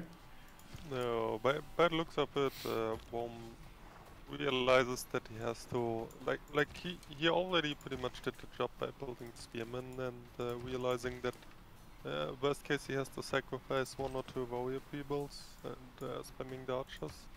Like, I mean, it's obviously not fun to fight without strategics, but like, I think Homme is doing a good job of defending here, because like this is a pretty problematic situation, because like frankly speaking, he is kind of betrayed, right, because he simply doesn't have iron. Yeah. And Teddy as well only has a 3rd ring, so that's very unfortunate for him, but he adapted properly, and I think he will be able to defend without too much losses here. You know what my surprise is in this scenario is, why is Kakis not double slamming with the horses in Aretium, like totally ignoring the spearmen and going for the slams on the city? Because those spearmen cannot attack into the horses when they're in the forest, right? There's just no way that's gonna happen. So why is he not putting them in the forest and keep on slamming instead of killing the warriors? Just take a city away from Rome and, you know, go back into your cities and defend against the legions? If he went for suicide play, it would be probably possible. Yeah. But more often than not, people are not willing to hard commit to raising a city. Like, he would probably, like, for this to work, Carcass must have been willing to like sacrifice fortified forces for it. Yeah. Oh, he's actually there we go. doing it. Yeah, he's doing it. He's doing it. There we go. That's it. Is that next time? Okay. Yeah, that's the, so it's gonna take the encampment down. Very important, by the way, because he's gonna take away the ability of Rome to make a jump. And by the looks of it, he's, oh wow, Australia did also manage to get a builder away from Rome. Oh man, this is, I'm a bit afraid over here even to put the prediction on, but I'm gonna do it. I'm gonna do it. Who will win? We got on one side LSD, Saint DShark. And on the other side, we got Stupa. Okay, this 13 minutes. Also the incumbent city of Rome. Like, yeah. It's generally speaking very greedy to build incumbent in third cities. In the third city, like I mean, he got screwed out of iron, which is just unfortunate. But he also played it a very greedy way, like going for the harbors, Okay. in the other cities and stuff like this. Like he played very greedy. He kind of tried to adapt to the situation, but yeah. So most of the time when you see this kind of situation, when somebody photo settles you like this, you have two possibilities. Trying to bunker down, which means you're gonna get a lot of pre-builds, you're gonna get a lot of archers, you're gonna try to get a classical unit. That's the most important. A kind of classical unit in the correct time, exactly how that sentence actually reads, right? If you do it too late, you're gonna have this happening. If you're gonna do it too early, you need to go on the offensive. You're a bit too, like, you spend the resources a bit too preemptively somewhere else. You could have gotten a settlement and that could have turned into a much better return. In this scenario, and I do want to reflect on what you said over there with the encampment from Arretium. The third cities usually don't have enough production because they don't have the time to grow in population to work as many tiles, and they don't also benefit from the palace in your capital. So the players, that's why you see most of the players go for encampments in the capital city, because that's the most populated one and that's the most productive one at the same time. You have to be really careful to actually manage to get those generals in the correct time, because otherwise it's just going to take way too long. You have to be prepared with chops and with stuff to actually be effective, which is quite a few times. That means a big investment of instead of working the tiles, you have to get the chops with the builders. Quite a problem. He's keeping it, by the way. Yeah, Kakis is keeping it. He's being greedy over the greedy guy. By the way, I want to point out that like the biggest mistake has been made earlier, because like Homme went straight for harvest. Yep. And that way he just didn't have enough science to take everything he needs, right? Like he needs bones working, he needs iron working, and then he realized, oh, I don't have strategic, so he kind of had to go for horseback and stuff like this. He just lost too much time packing the harvest, which is, in my opinion, the biggest mistake. Like the second you see chunks are settled, you just have to switch off. Okay. And yeah, he just didn't do it, so he got punished rightfully. Yeah, and these players, they do know what's going on, right? Immediately when they see these moves, for example, you watch Rome series and you see harbors coming out of them, you have the vision, immediately the players will realize, okay, so that means Rome spent 10 turns into a technology that's not gonna allow him to get a defense going. I can attack him, like this is my window. That's probably what triggered the attack from China at that moment in time, right? Yeah. Like, even though I have to point out, I think Homme did a good enough job realizing the situation and doing the spearman stuff like this, but at this point it was too late already, and Gorgo's punished rightfully. Well, we do have China making a defense over here. He's probably going to wait for his general to come out from Arretium. I do want to point out the legions are now upgraded in Ostia, and these are powerful units. We're talking about 40 base strength swordsmen with oligarchy legacy, with oligarchy on them. That's 44, and then you could get a general. Well, I mean, he can't get a general now, but you could have gotten a general with them. Those are quite problematic to deal with. I thought, honestly, when I saw a Changsha being settled, I thought, oh my god, we might actually have the first Legion attack in like a year or so. But that never came out. Anyway. He's working the card now, by the way.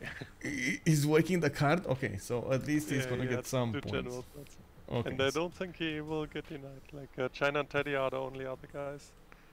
Yeah. America is doing general projects though. He just got a general. Yeah, but America's on his team, so like if they communicate properly, America is just gonna pass a general to all. Yeah, and I see Pipo did upgrade his second iron, so that all of that iron is probably gonna go towards America, towards Rome here. Okay, it's fine. Rome is gonna try to do it. Okay, well, we do have the chop in the encampment training project, by the way, from Kakis. Looks like he is gonna get his own general here on those horses, so both of them might have it, but it's gonna be 7 more turns until Rome is gonna get even close to a general. Problematic. Eight turns, I guess. Right. You need 16 points. He has 15. So yeah. He needs 30. He has 15. So you need to go through 6. Right. Oh, anyway, you got a point. What's happening here on Phoenicia? Looks like actually Greece managed to beat Phoenicia at his own game. Those birems did get attacked by multiple galleys, and right now Greece was the one that is dealing the damage, has been dealing the damage. We don't have that many pre-builds coming up from Phoenicia, and this is extremely surprising. Phoenicia can build them with extra production, well, I guess an extra bonus towards those, and could get a lot of them quickly. He is getting some defensive archers to deal with a Greek scout in his land, and that's about it. Audience chamber coming out the entire. He needs to put down another district, which I'm pretty sure is gonna be a campus, but we gotta see. Another option would be a theater square, even though I don't. Yeah, there we go, campus. He did manage to settle 2, 4, 6 cities. Only 4 of them are on the coast. He does have another one to settle to the west side, but I guess he stopped building those settlers. Would have definitely thought that he's gonna put another one to the west. And look at that, they did upgrade another iron tile. Even Phoenicia upgraded his iron tile on Ugarit. So they're now feeding as much as iron as possible to Slipounet, so he resists and even pushes back on this attack from China. Is that gonna be a possibility though? We got 2 legions going against horses. I'm not so certain this is a possibility without a general here. Like honestly, like I mean, he will get a general at some point. I think if Kakis doesn't go crazy on the project. Oh my God, Kak is not waiting. He is. It's 2 cities against 6, so like yeah. I don't see like Rome is just Rome is just completely out of the game here. That is, even though legions are looking strong right now. Yeah, Kak is just. Did you see the last moves coming out over there? Doesn't even want to give a breathing room to Rome to catch back up, and this is the correct way of doing it, right? I also noticed he didn't wait for Magnus to chop. He knows he's gonna need to get the projects as soon as possible, so he's chopping like hell. He might even try to get another one here. Is he gonna try to get another one? No, like a second general. By the way, he's building Artemis and the Temenanki in the backline. Meanwhile, yeah, he's man. Kak is so good at this. On the front line, he's doing the attacks exactly how he needs to be. He's on point with his timings. In the back line, he's simming, getting exactly the bonuses that he needs to get. He's gonna have extra amenities coming out from his Artemis. He's gonna have that extra food, extra housing.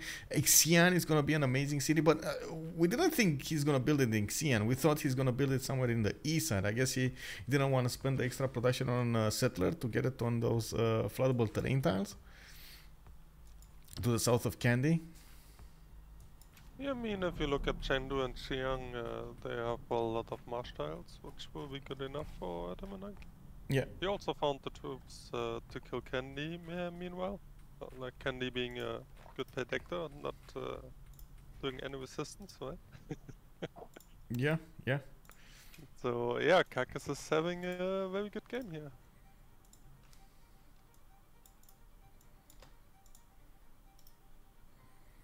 Got just a second here. I received a message that somebody needs to get his tags removed. I'm doing it really quick.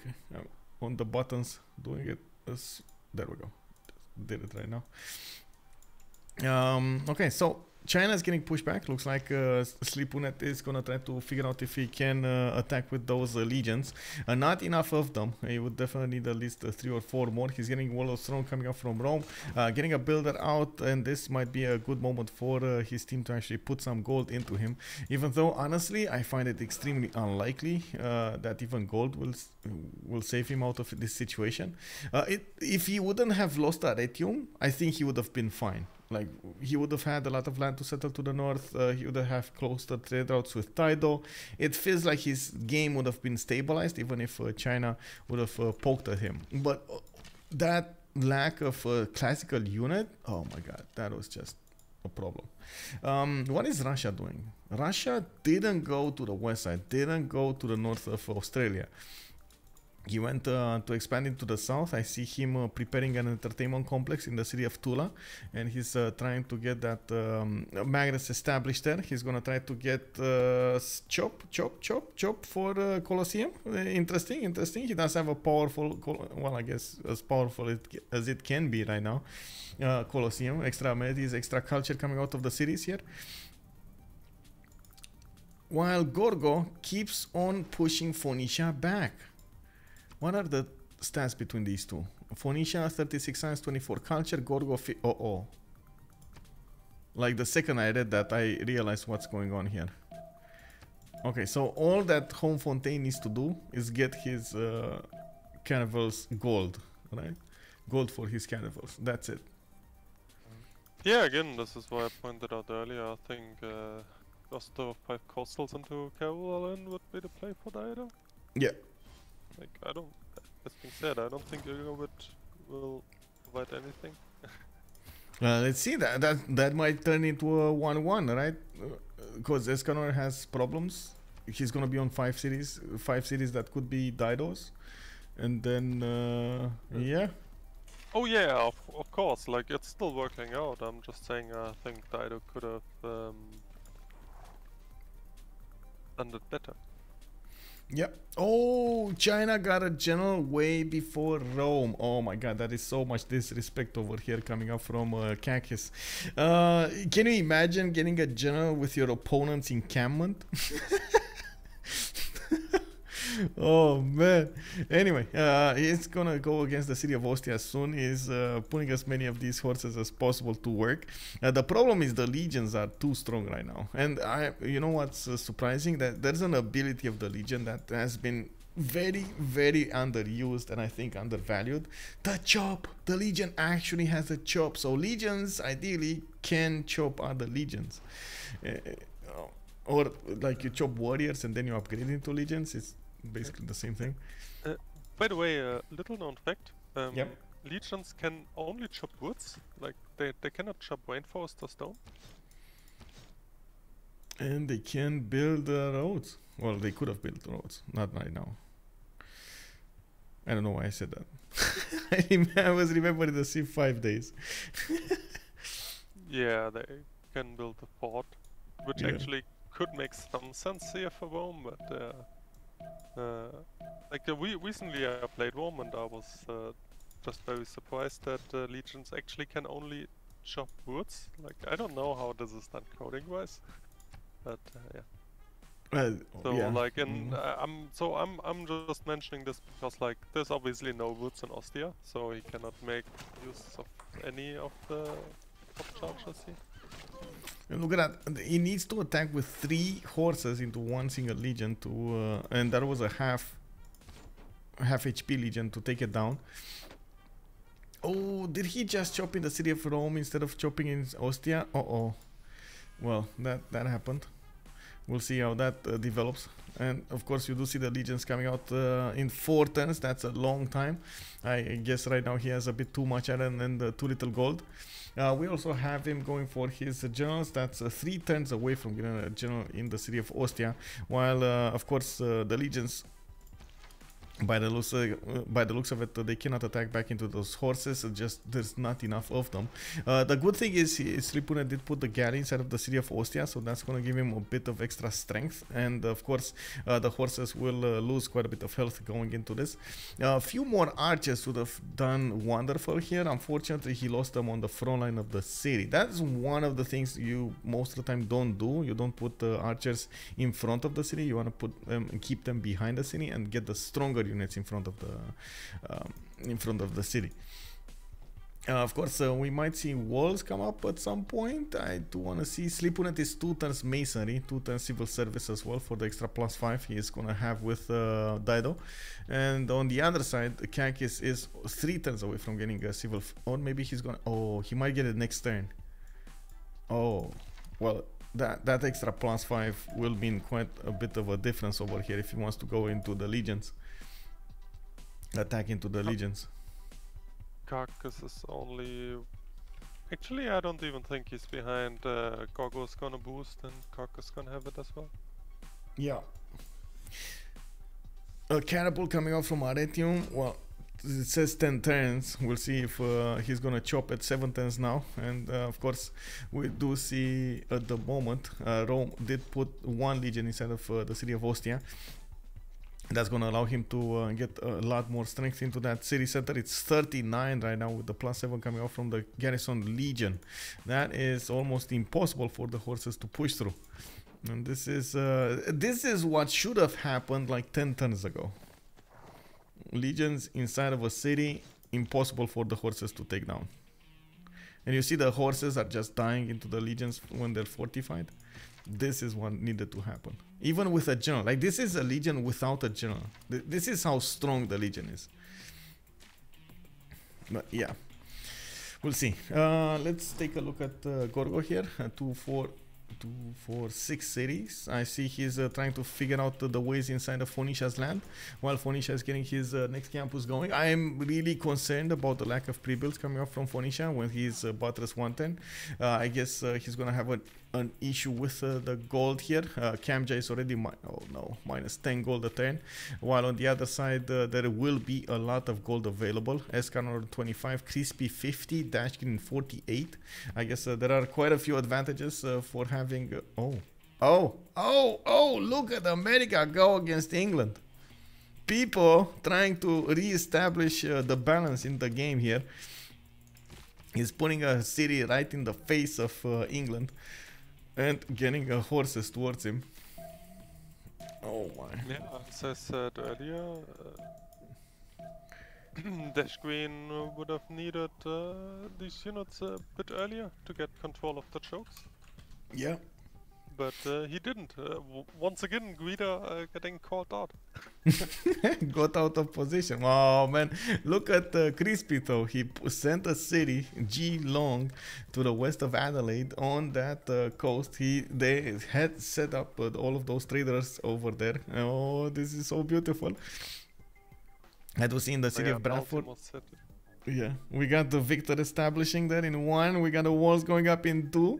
Looks like people cannot establish dominance over Dashgreen.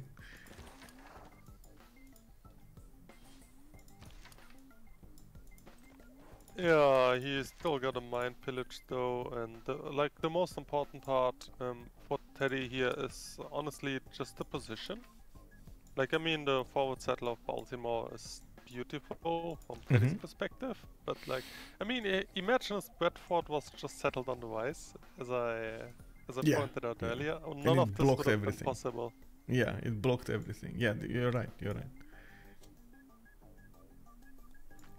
And all of this for a +2 harbor, which, in my opinion, doesn't matter at all here. But yeah. More legions coming out from Slipounet, getting to that front line. He now can push against the horses, especially when he's gonna get next turn the general. He will be able to push into those horses. By the way, sorry to distract you, but yes, I just want to point out the smart settler of Geelong from Australia. Like the settler went for a journey just to enable international trade routes to provide the gold for the team. Yes. Wait, didn't I see that like a few minutes ago? Did you? I did. Okay. Okay. Yeah, then, it's amazing. Then I didn't listen. Yeah, I just wanted to point this out because this is a very smart decision, which is a lot of the times very undervalued. Yeah, for sure. This is gonna pay off. That's why they have the gold right now on their team. It's 65 and 48 on Crispy and Dashgreen, 72 now on Crispy. It's allowing them to be quite successful when it comes to, I should say, flexible, not successful, flexible when it comes to upgrading units. And on the other side, I think there's a bit of a mistake from Russia here, not to go for his own harbors and ignoring the fact that they need gold. He's actually losing right now 16 gold a turn. This is quite a problem.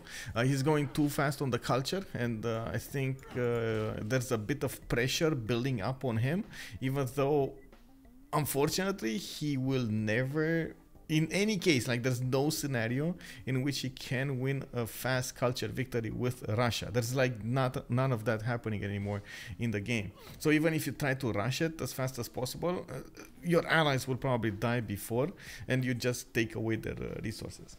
Yeah, most of the time you do need to adapt to the situation at hand, see what your team needs, see how you can affect the game in the most effective way. And if that means going for harbors, if that means helping out your allies, giving them the gold or improving iron, you've seen how much that mattered. When there was iron working available for Rome, there was still Arretium, but he couldn't upgrade because there was no iron whatsoever on his team. That was the death blow over here to Rome. Unfortunate, but it is what it is. Oh my god, crouching tigers coming out from China. Uh-oh. Uh-oh. Man, CAC is on point with everything. 39 science, 34 culture, going against 16 and 21 of Slipounet. Getting those crouching tigers with a general here. Oh man, oh man. These guys, when they appear next to their opponent's units, they will be stronger than the legions. No. No. What? I just realized for some reason Gorgo got Rojandra. Like, I don't know how this happened. I'm telling you, man, Escanor is on another level here. What is this? Oh my god. And Phoenicia is gonna get the trader one? How did this happen? No. Was it coordination? Oh, okay. They coordinated with England. That's why. Okay. No, they didn't. Wait, with England? It's no, Australia that picked the last one, and Australia got also Hypatia, and then just casually Escanor got Rahendra. Yeah, he just got it. Like, I guess Phoenicia just didn't project, and Escanor just got it. Like, this shouldn't happen. And he recruited Zheng He. He's gonna need another project here. Wow. Yeah, but he has no trade partner, so it's completely... I mean, I don't want to be too negative, but honestly, it's looking very dire for MSD here. It's good if we do talk about mistakes, but we have to point out what they should have done, you know, like get some value out of this. For example, like you pointed out.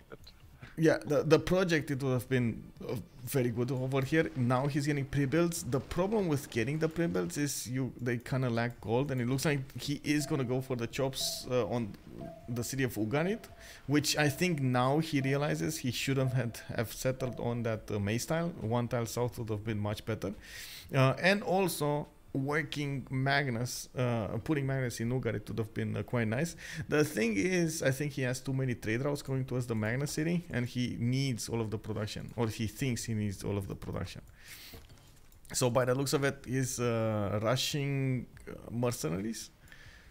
Wait, Escanor is 2 turns away Patras. He's on 23 science attorney. That's gonna put him like what, 6 turns away from cartography, or actually 7, 8 turns away from cartography. And then we do have Phoenicia next turn cartography, feudalism in 3, and he's probably gonna need another 3 to mercenaries. He cannot wait for mercenaries. This is not gonna be a thing for him, and he's gonna get like maybe 3. I think 3 boats out. That's it. 3 carnivals with the amount of gold, or maybe 4, because Slipounet has some gold on his side.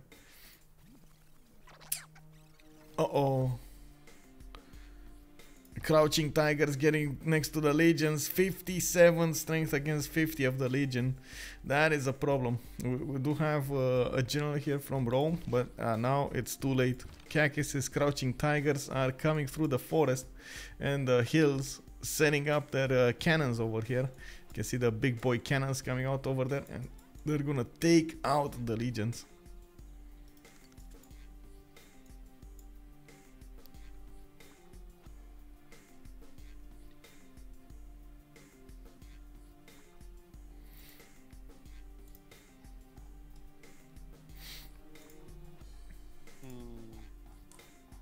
mean, let's take LST's perspective for a moment, because I think it's looking very bad for them. Like, let's think about what they can actually do to win this, right? Yep. So Russia is getting Mahabodhi. Yep. But Then like, Hanging Gardens.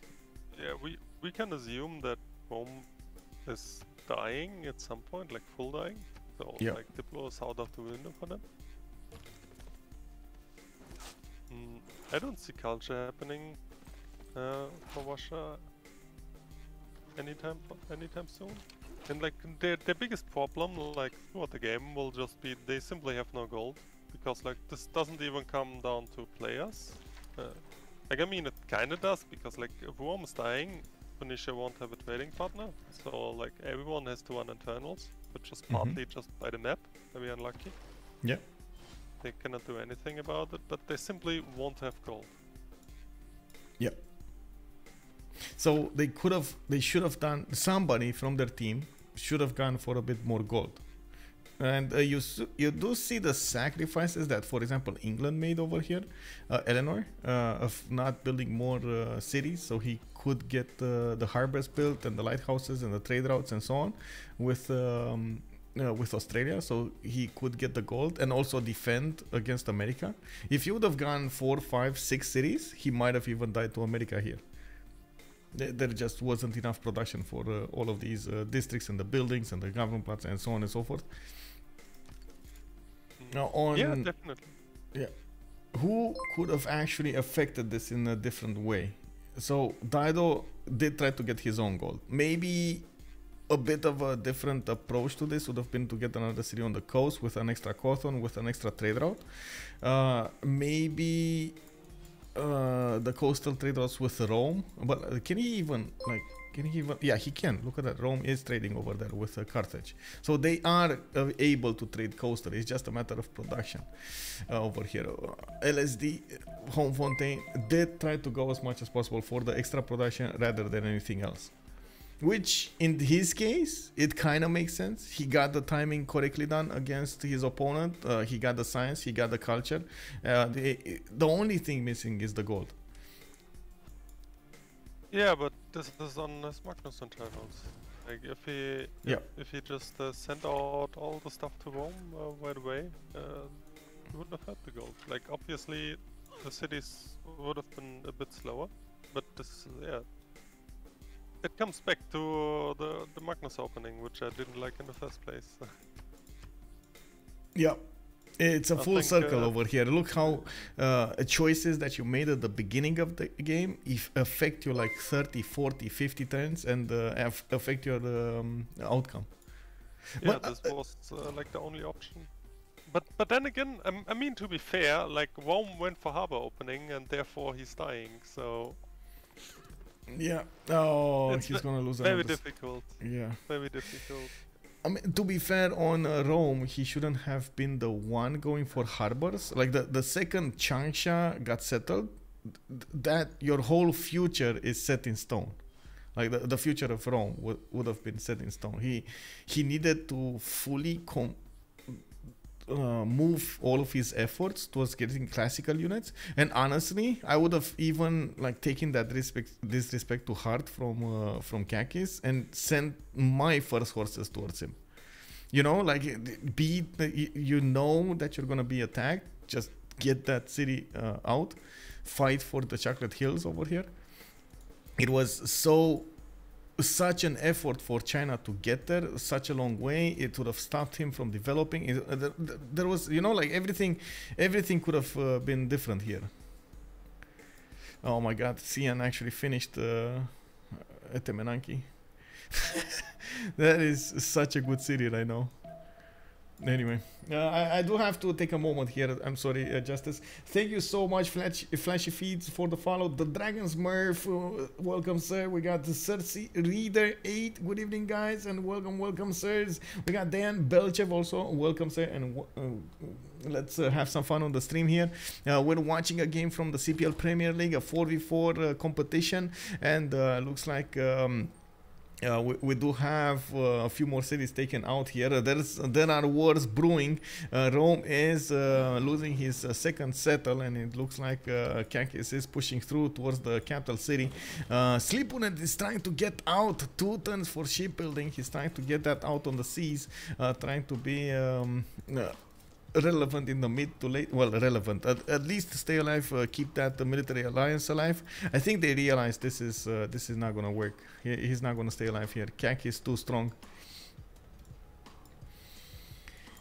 He already has the settler standing there waiting for the shipbuilding in 2 turns. Yep. That is talking about. I do have to point out something. All of the Russian sacrifices that were made over here, or I should say all of the LSD sacrifices, especially Rome sacrifice, might turn out that Russia will get very, very quickly that culture going, tourism going, and we don't actually have a defender from their opponents. I guess Crispy could try to defend, and Kakis could fully switch to defending the culture victory. But look at Russia go.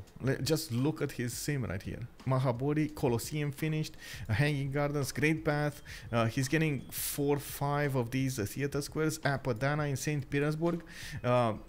This is just culture victory waiting room. And the biggest question is, like I was mentioning earlier, there have been quite a few changes in the culture victory screen. That the tourism, it doesn't add up that much anymore. Like especially with since we made the tourism coming out of the books, give half the outcome. Well, that actually changed the game so much right now. And this is the biggest question: will this Russia be able to use that tempo that he got from sacrificing his economy and his ally to get a culture victory here? He has the most production, most food coming out of the game, most faith, 186, 38 science and 68 culture only.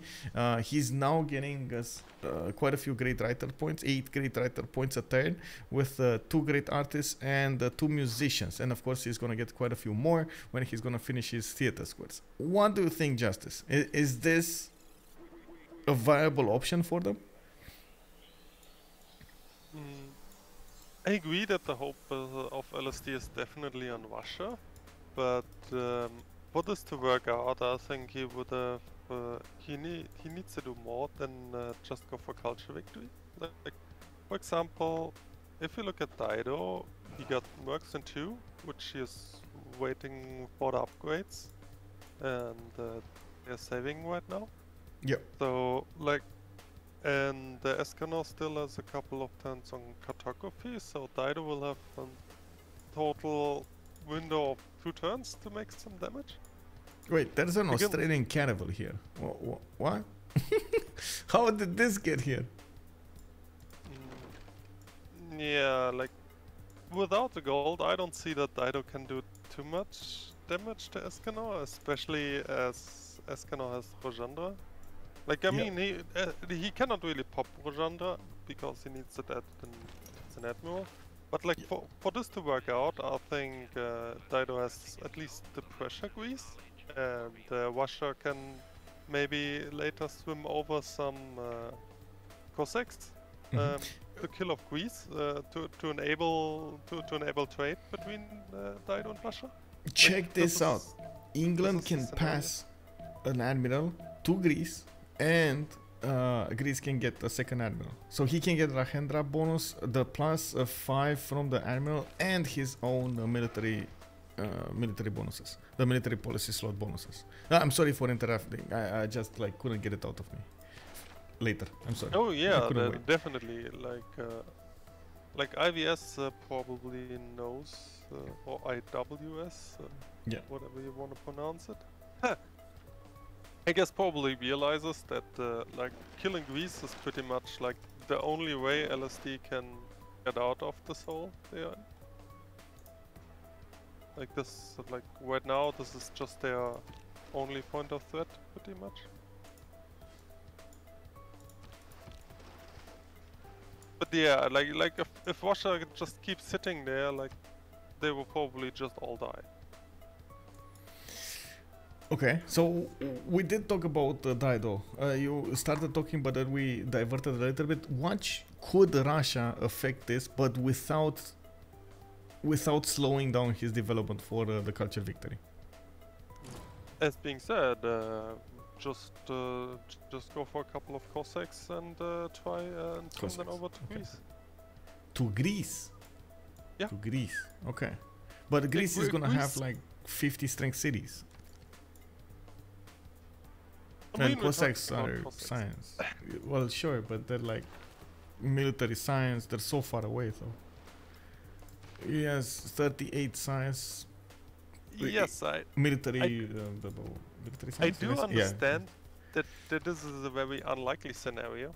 Okay. I'm just pointing out that this is the only way I can think of LSD having a chance here. Okay. Well, my other thought when we were talking about the culture victory here on Russia was diggers. Because, you know, Australia science is just a match made in heaven. And like this Australian science is just with a few campuses and a few libraries in them. When he's gonna get his universities and more cities, he's just gonna explode here.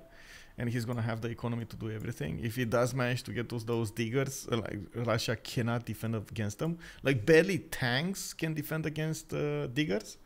I can only imagine what will happen when those diggers D-Day disembark on Russian territory here. Yeah, I agree. There's definitely a lot of unsolved problems in my thought process here. But as being said, I'm like at this point, I just think that LSD has very low chance of winning. So this is why I'm taking their perspective. Yeah. Oh my god, I was just watching the Crouching Tigers attack into Rome. He's two-shotting legions with those Crouching Tigers.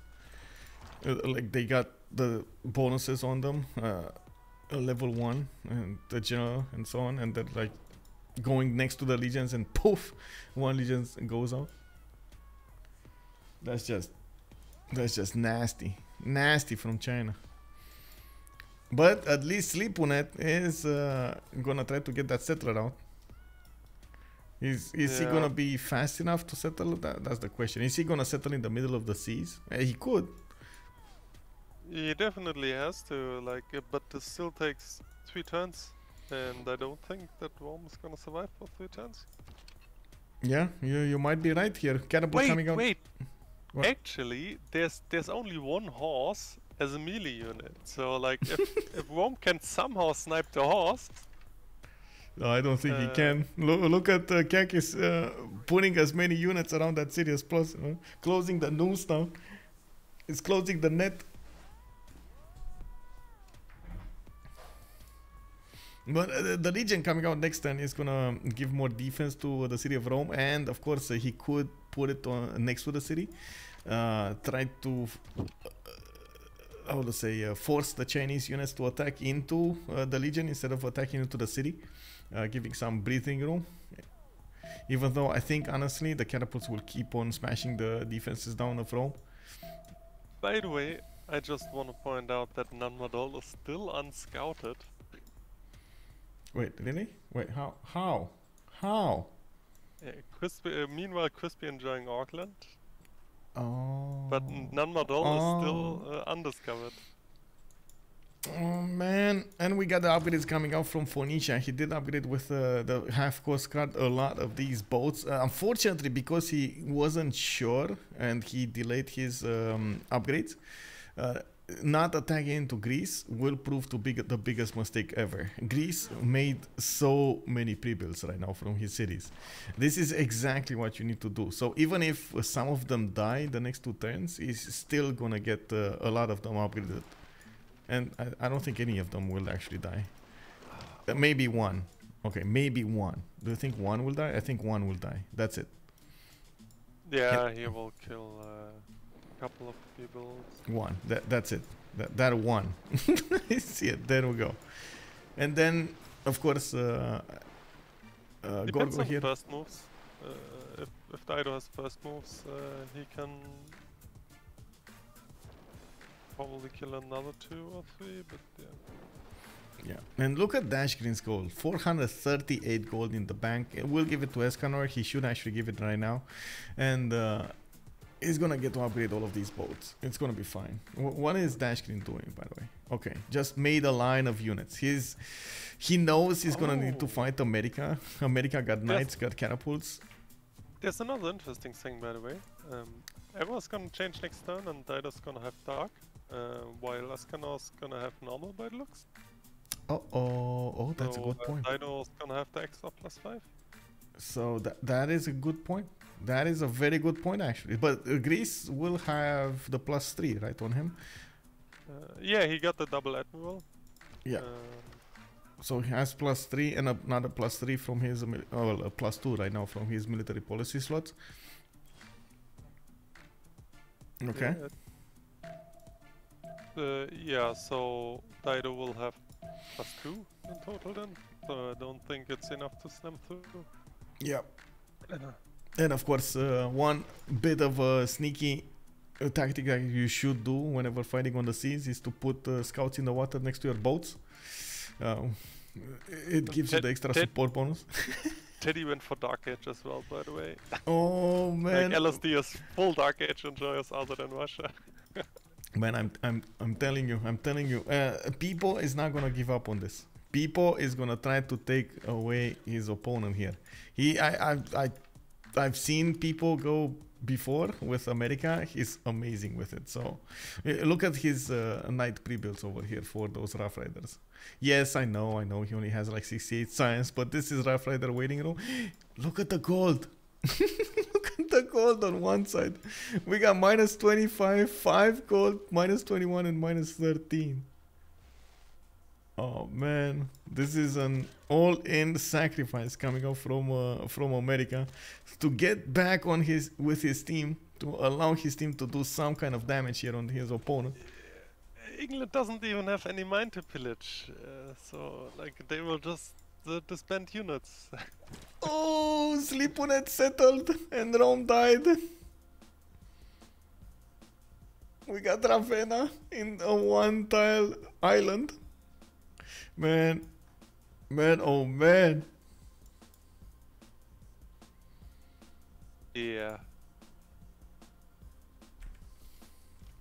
Like all the Dido quadriums sitting there. Yeah.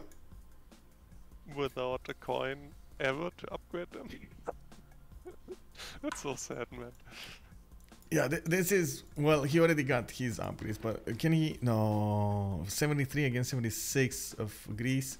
And of course, you see how he did put also Victor inside of that city of Knossos. He's gonna try to get as many points as possible with it. Oh my god, that's a lot of damage. 85 strength caravel. The one with the +1, it's 85 strength. Wait. Did Phoenicia not put the +5 card in? Oh. Okay, so let's go me. Let's go for preserves. Let's go for me again. I go A, you go B. Alright. Yeah, the gold is the problem. The gold is the biggest issue here. Like there's leaking gold right now. They're walking down the street and you can hear gold coins coming out of their pockets. That's what's happening. Just to confirm, I go B, you preserve you, right? Yes. Oh, right.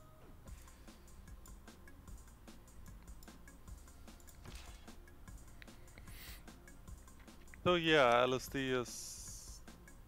Oh, this is looking so dire. Yeah, except America. America might actually get a kill on England here. I gotta say. Well, I mean, get a kill, you know, quote unquote. He might take the capital. He might take a city. Yeah, his units are just gonna disband. Well, maybe they're not working the cards. Let's see what cards are they working. Maybe this is something that would... Okay, he's working the -1. He would need to switch off feudal contract and put the something trade route one. Extra gold from trade routes. That's the biggest one that gives you gold right now, right? Yeah, I think so. Slipounet doesn't matter anymore. Peter, what is he working? Yeah, again, Peter might need to switch to the Merchant Confederation, so he gets some gold. That's probably the most resourceful one. Because honestly, he doesn't need that one anyway. And then Dido did go for Twilight Feather. Okay. And he needs to switch from Maritime Industries. Because what is he doing? Is he... Oh, he's not pre-building anymore. He needs to switch from to the -1 card.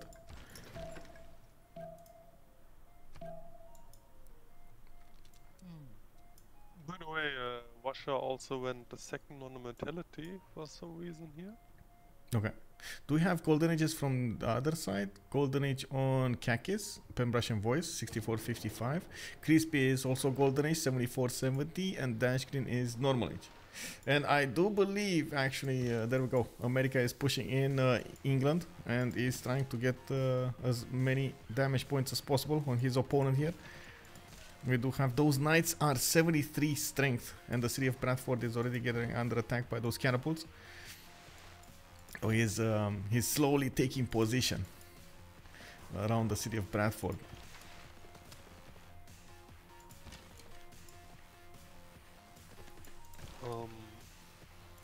By the way, LSD went all in for plus 100% theater squares. Yes. Oh. Which is kind of interesting when they... Okay. No, wait, LSD is the guys with Russia, yes, so... I guess they are just... this is usually a thing people do on the defending side.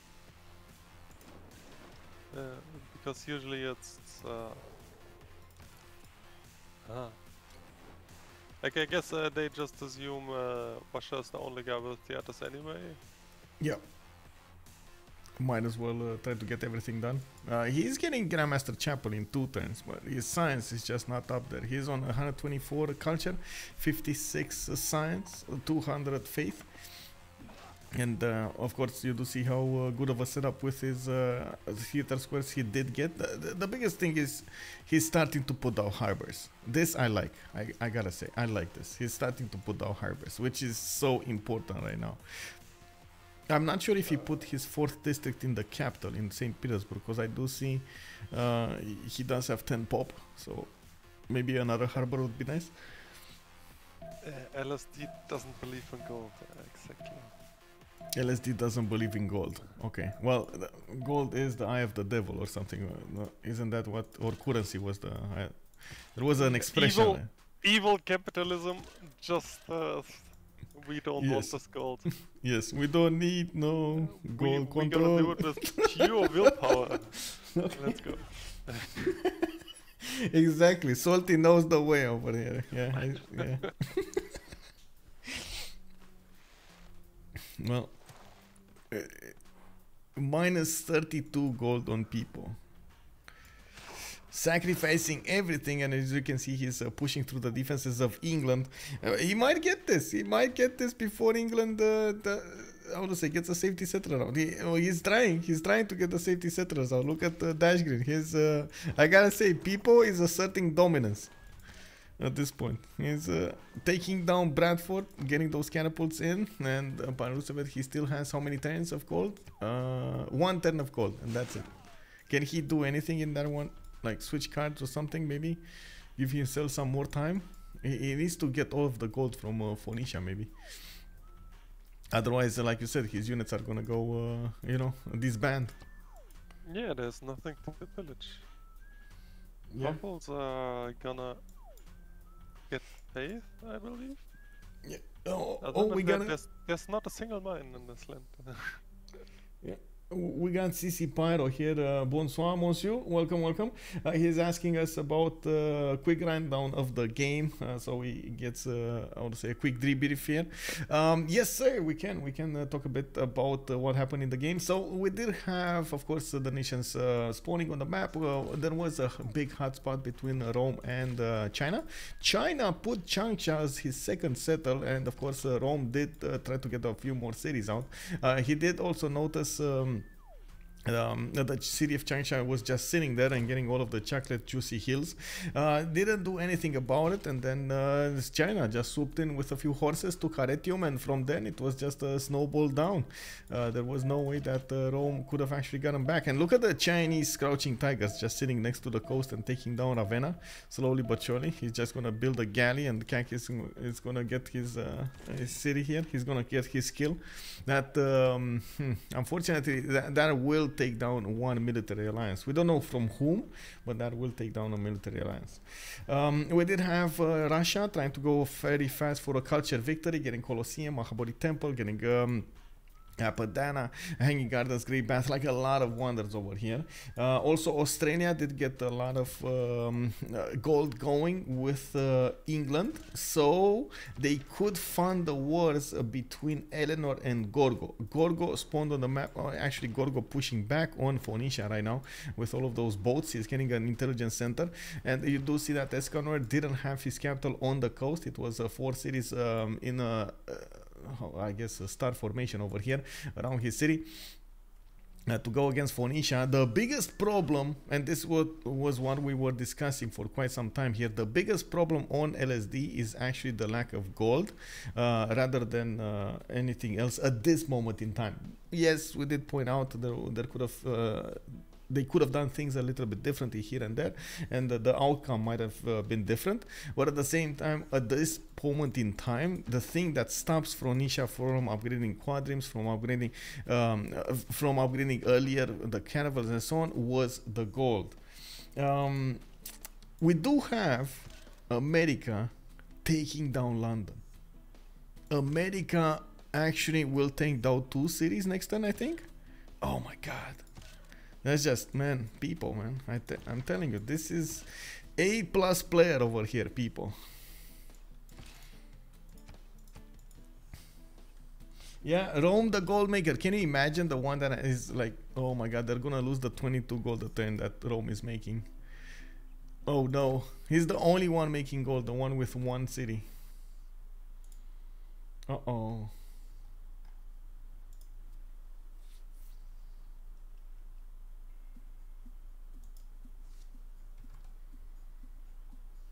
Yeah, and I think Carcass is overwhelmed with like the fact that he killed Rome. It's like he's so desperate that he's even building Machu Picchu in his capital now. Yeah.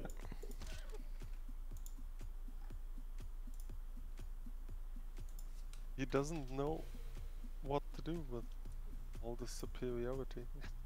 Yep. Weird flex. Well, and I do have to say that the closing for the registration, let's actually give it a few more minutes. I don't know if Menjak is hearing me right now. Maybe we could give them a few more minutes. A big shout out right here in the stream. Maybe we can get another team for the CPL qualifiers. We got 10, and there was another one that slipped in to a total of 11. So if we do manage to get one more, maybe we can go 12 teams. Is that a possibility here or not? I don't know if there are teams right here that could actually join or not. Of course, we're gonna see in just a few moments if we can get another team really quickly set up for the CPL qualifiers. I think 12 is much easier than 10, but oh well, that's just me.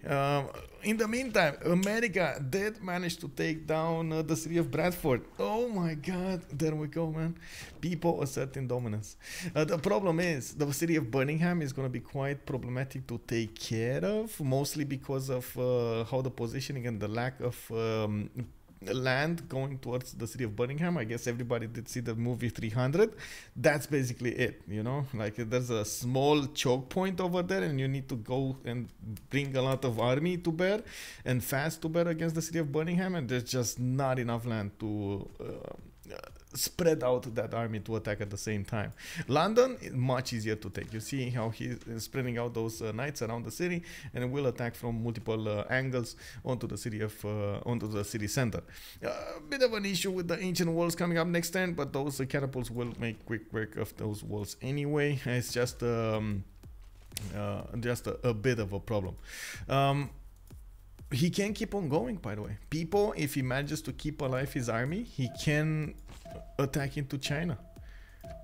Even though, honestly, looking at China's development here with 79 science and 64 culture, he did very well to keep simming in the back line while he was attacking on the front line.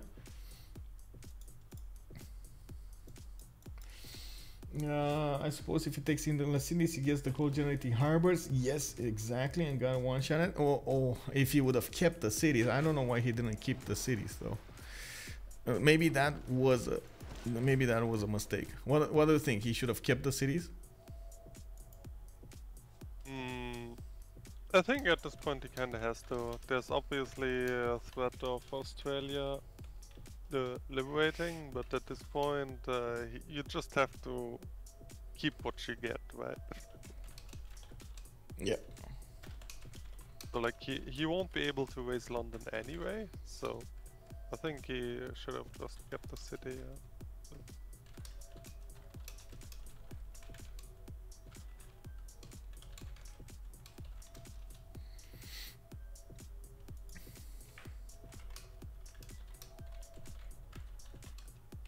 I think people are generally too race happy without even thinking about if they can actually keep it. Yeah. Yeah. Well, I think he could have kept it. Honestly, I think he could have kept it in this situation. Yeah, definitely. Yeah. Like maybe they haven't immediately.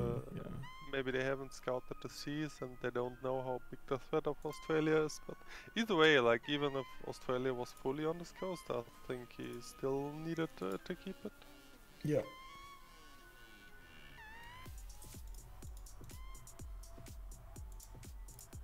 Have you seen, by the way, what Google Chrome did? With the multiple users, and now it actually opens up new, like different Chrome icons in the background with your icon on it. It's so weird, but so good at the same time. No, couldn't pay any attention. Okay. Interesting. I'm a bit surprised, and how to say, yeah.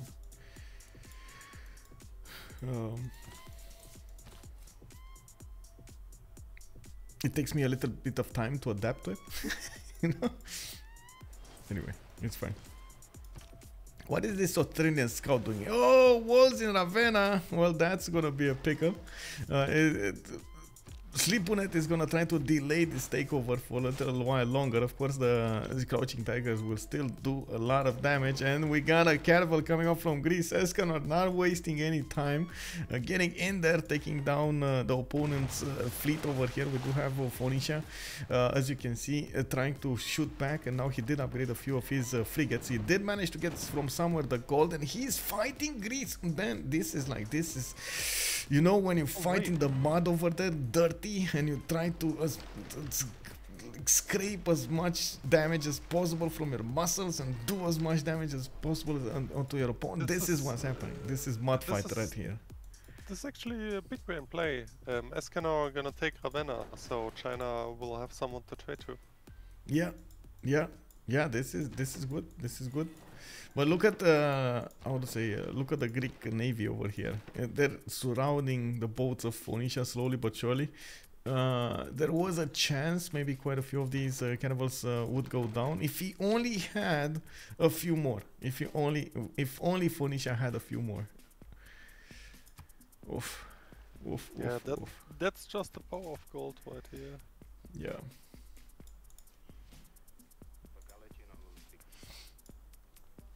Greece is gonna get some mad culture. Oh yeah, if he starts to ramp up his acropolises, yeah. He just didn't build any. Like this is, I don't think even Greece will go for it. It's gonna be China that's gonna go full culture here after China or Australia, one of the two. Oh, from killing cannibals? Yeah, for sure. He killed so many of them. How much does he have in total? 1420, and he only has like what, 47? Uh-oh. Well, that's a lot of culture.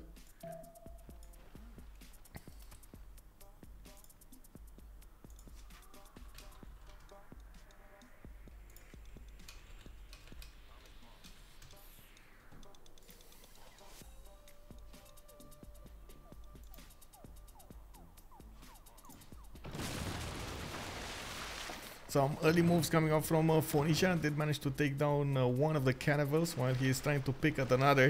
And he did take it down with quadrims. Oh my god. Okay, well, that happened. Now, of course, there's only one single frigate remaining alive here from Phoenicia, while he does have a very banged up caravel that might actually die. We'll see. We'll see.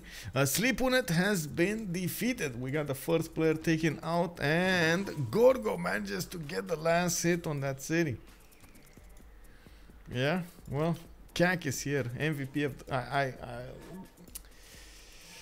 you know what? Let's do a MVP check over here. Who do you think should be MVP of this game? Justice. Let's go through the options. Who do you think should be nominated to be MVP of the game? Well, nominated. So, like, if we're talking about nominations, we have to look at people which had an impact so far, right? Yeah, the obvious choices exactly. are China and Pipo for obvious reasons. Okay. Because they did something. Yeah. Like next up, who do we have? Who do we have? Phoenicia. You could also make an argument for Gorgo, I guess, depending Dido. Okay, that's Escanor. Okay. Okay. Yeah, but let's other go. than that, then no one had real impact, right? Yeah. So let's have this happening.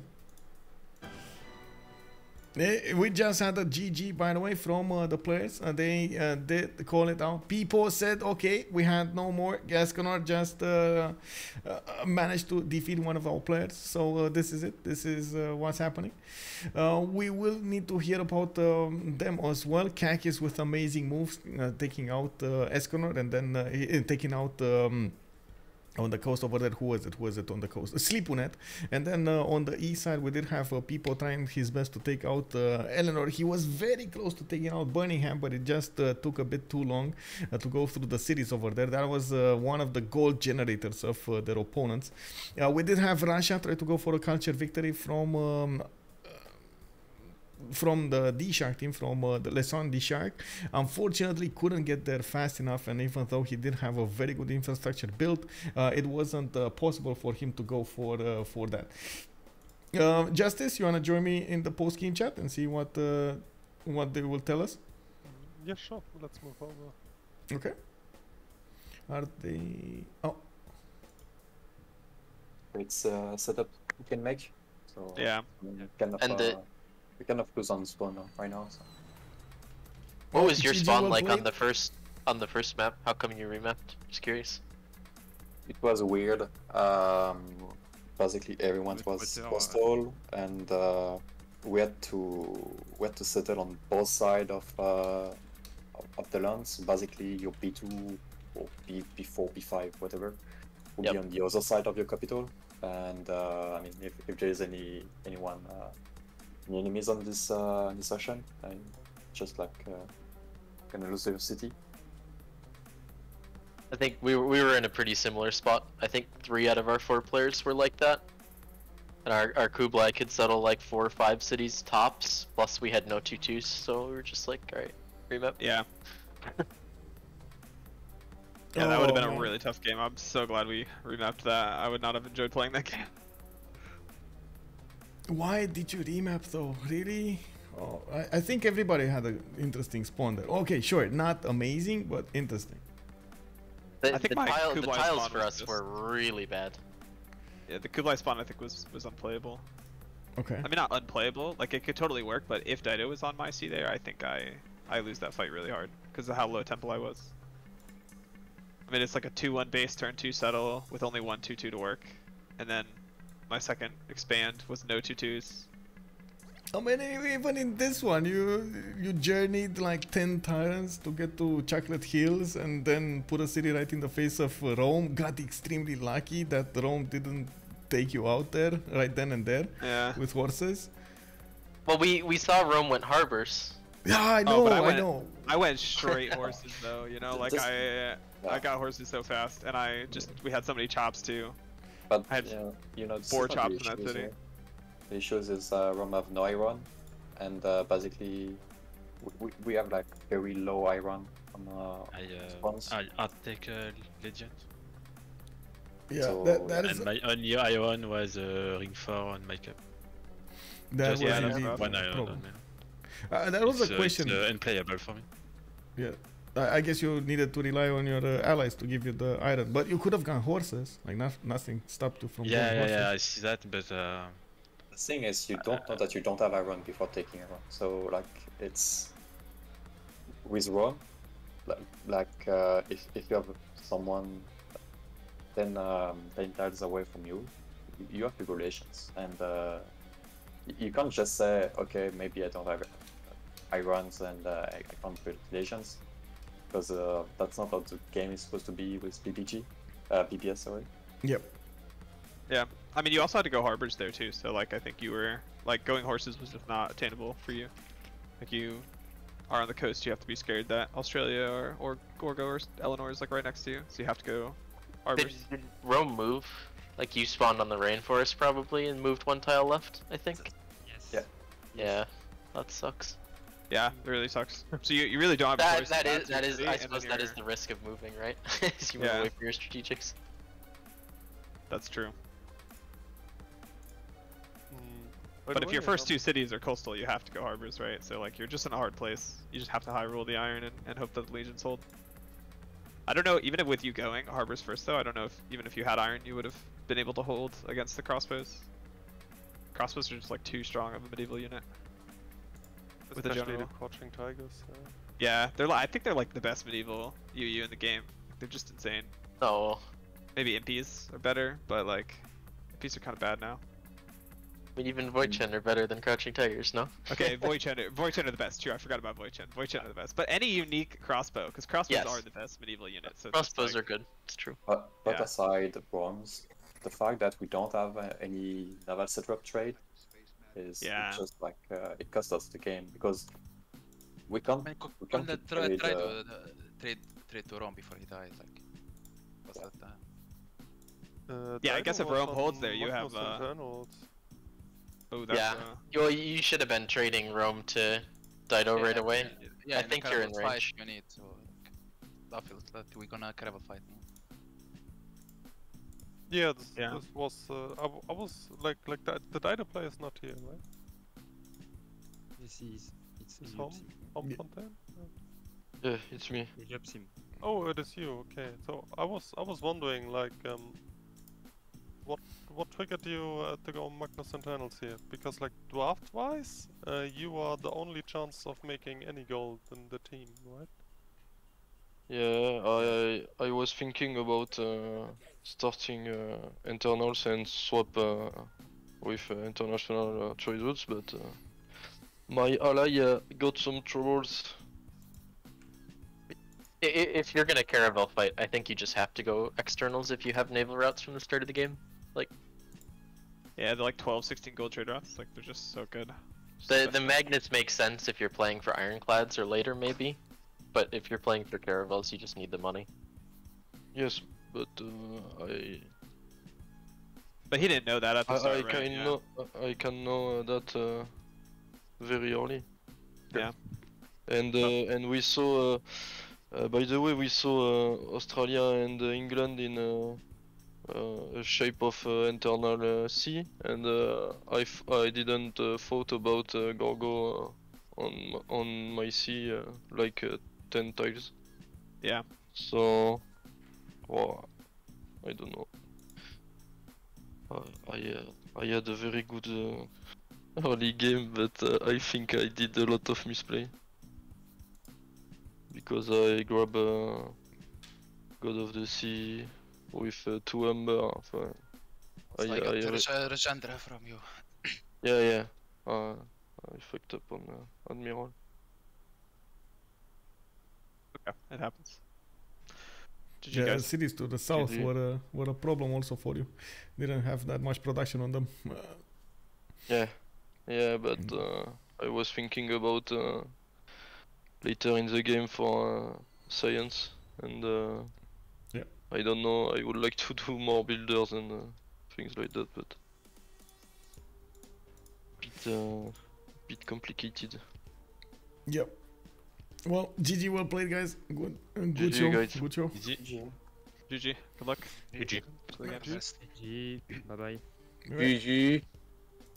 So we did hear from both teams over here. Of course, we did hear the troubles of Dido over there, and of course, he didn't have the vision. He was lacking information. So that is most of the time extra information that we do get to see over here on the stream because we get all of the vision on the map and so on and so forth. I do also want to say thank you so much, Justice, for joining me tonight and giving us that wonderful insight and of course good insight about the game and the players, what they could have done, what they would have done, and how they could have played differently. And also we got to analyze and think about their moves in time. I also want to say, of course, big thanks for the teams and the viewers for everything. Much appreciated, sirs, for everything. The support, the subs, and everything is helping me so much. Nani, good evening, sir, and also Hans. I'm sorry about that 30 seconds in Romanian. I can't really talk in Romanian when we got English. How to say? How to say? English people to talk to, they won't understand what I'm saying. At the same time, if you're coming up from YouTube, thank you so much for joining. I do hope you enjoyed the show over here. This was a game from the CPL Premier League, and of course I do hope you're gonna throw it a thumbs up. If you didn't enjoy it, I totally understand it. Throw it a thumbs down. It does let me know that I need to change something, and of course if you do give me that information, I'm gonna try to adapt to it as much as possible. Leave a comment below if you have any kind of question, or if you have more information to share about the stream, any kind of reaction over there. Much appreciated. It does help me out with the Google algorithm. If you also want to catch me out live, you can check me out on twitch.tv/OnSpotTV, and we can talk about some more live on stream. If you do also want to take a look at my schedule, I do have a schedule on, and I keep it updated on my Discord, !Discord. You're gonna get an invite down below on the YouTube stream as well, on the YouTube video. As you can see over here in the upcoming games channel, I do try to keep an updated schedule for the week in question. Tomorrow we're gonna have Le Front de Garni versus Les Sommets Rangers. That's gonna be in the CVFR 4v4 RTS scene, and I believe they will play another game during the week, but I am waiting for it. Waiting for the schedule. I think it will be on a Thursday, but of course, again, I'm gonna have to update this channel and give you some more information right then and there. We still have quite a few games that need to be playing out from CPL Premier and CVFR Squadrons. The qualifiers have started. We got quite a few teams from CVFR, from Civ CIS right now, which was former Civ RU, which of course from CPL. And I believe in just a few weeks, we're also going to have quite a few teams coming out from the LBC community, from the Brazilians. Of course, big shout out to the Brazilians over there. Can't wait to see some more games from them. Actually, today we should have streamed the game from them. Unfortunately, they couldn't make it. And of course, we did get to see I'm with Stupa going against Saint DShark. Much appreciated for the game. It was an awesome game to watch. Let's see each other in the next streams. Of course, have some fun with some Civilization 6 gaming, and I do hope you had an awesome week. Bye.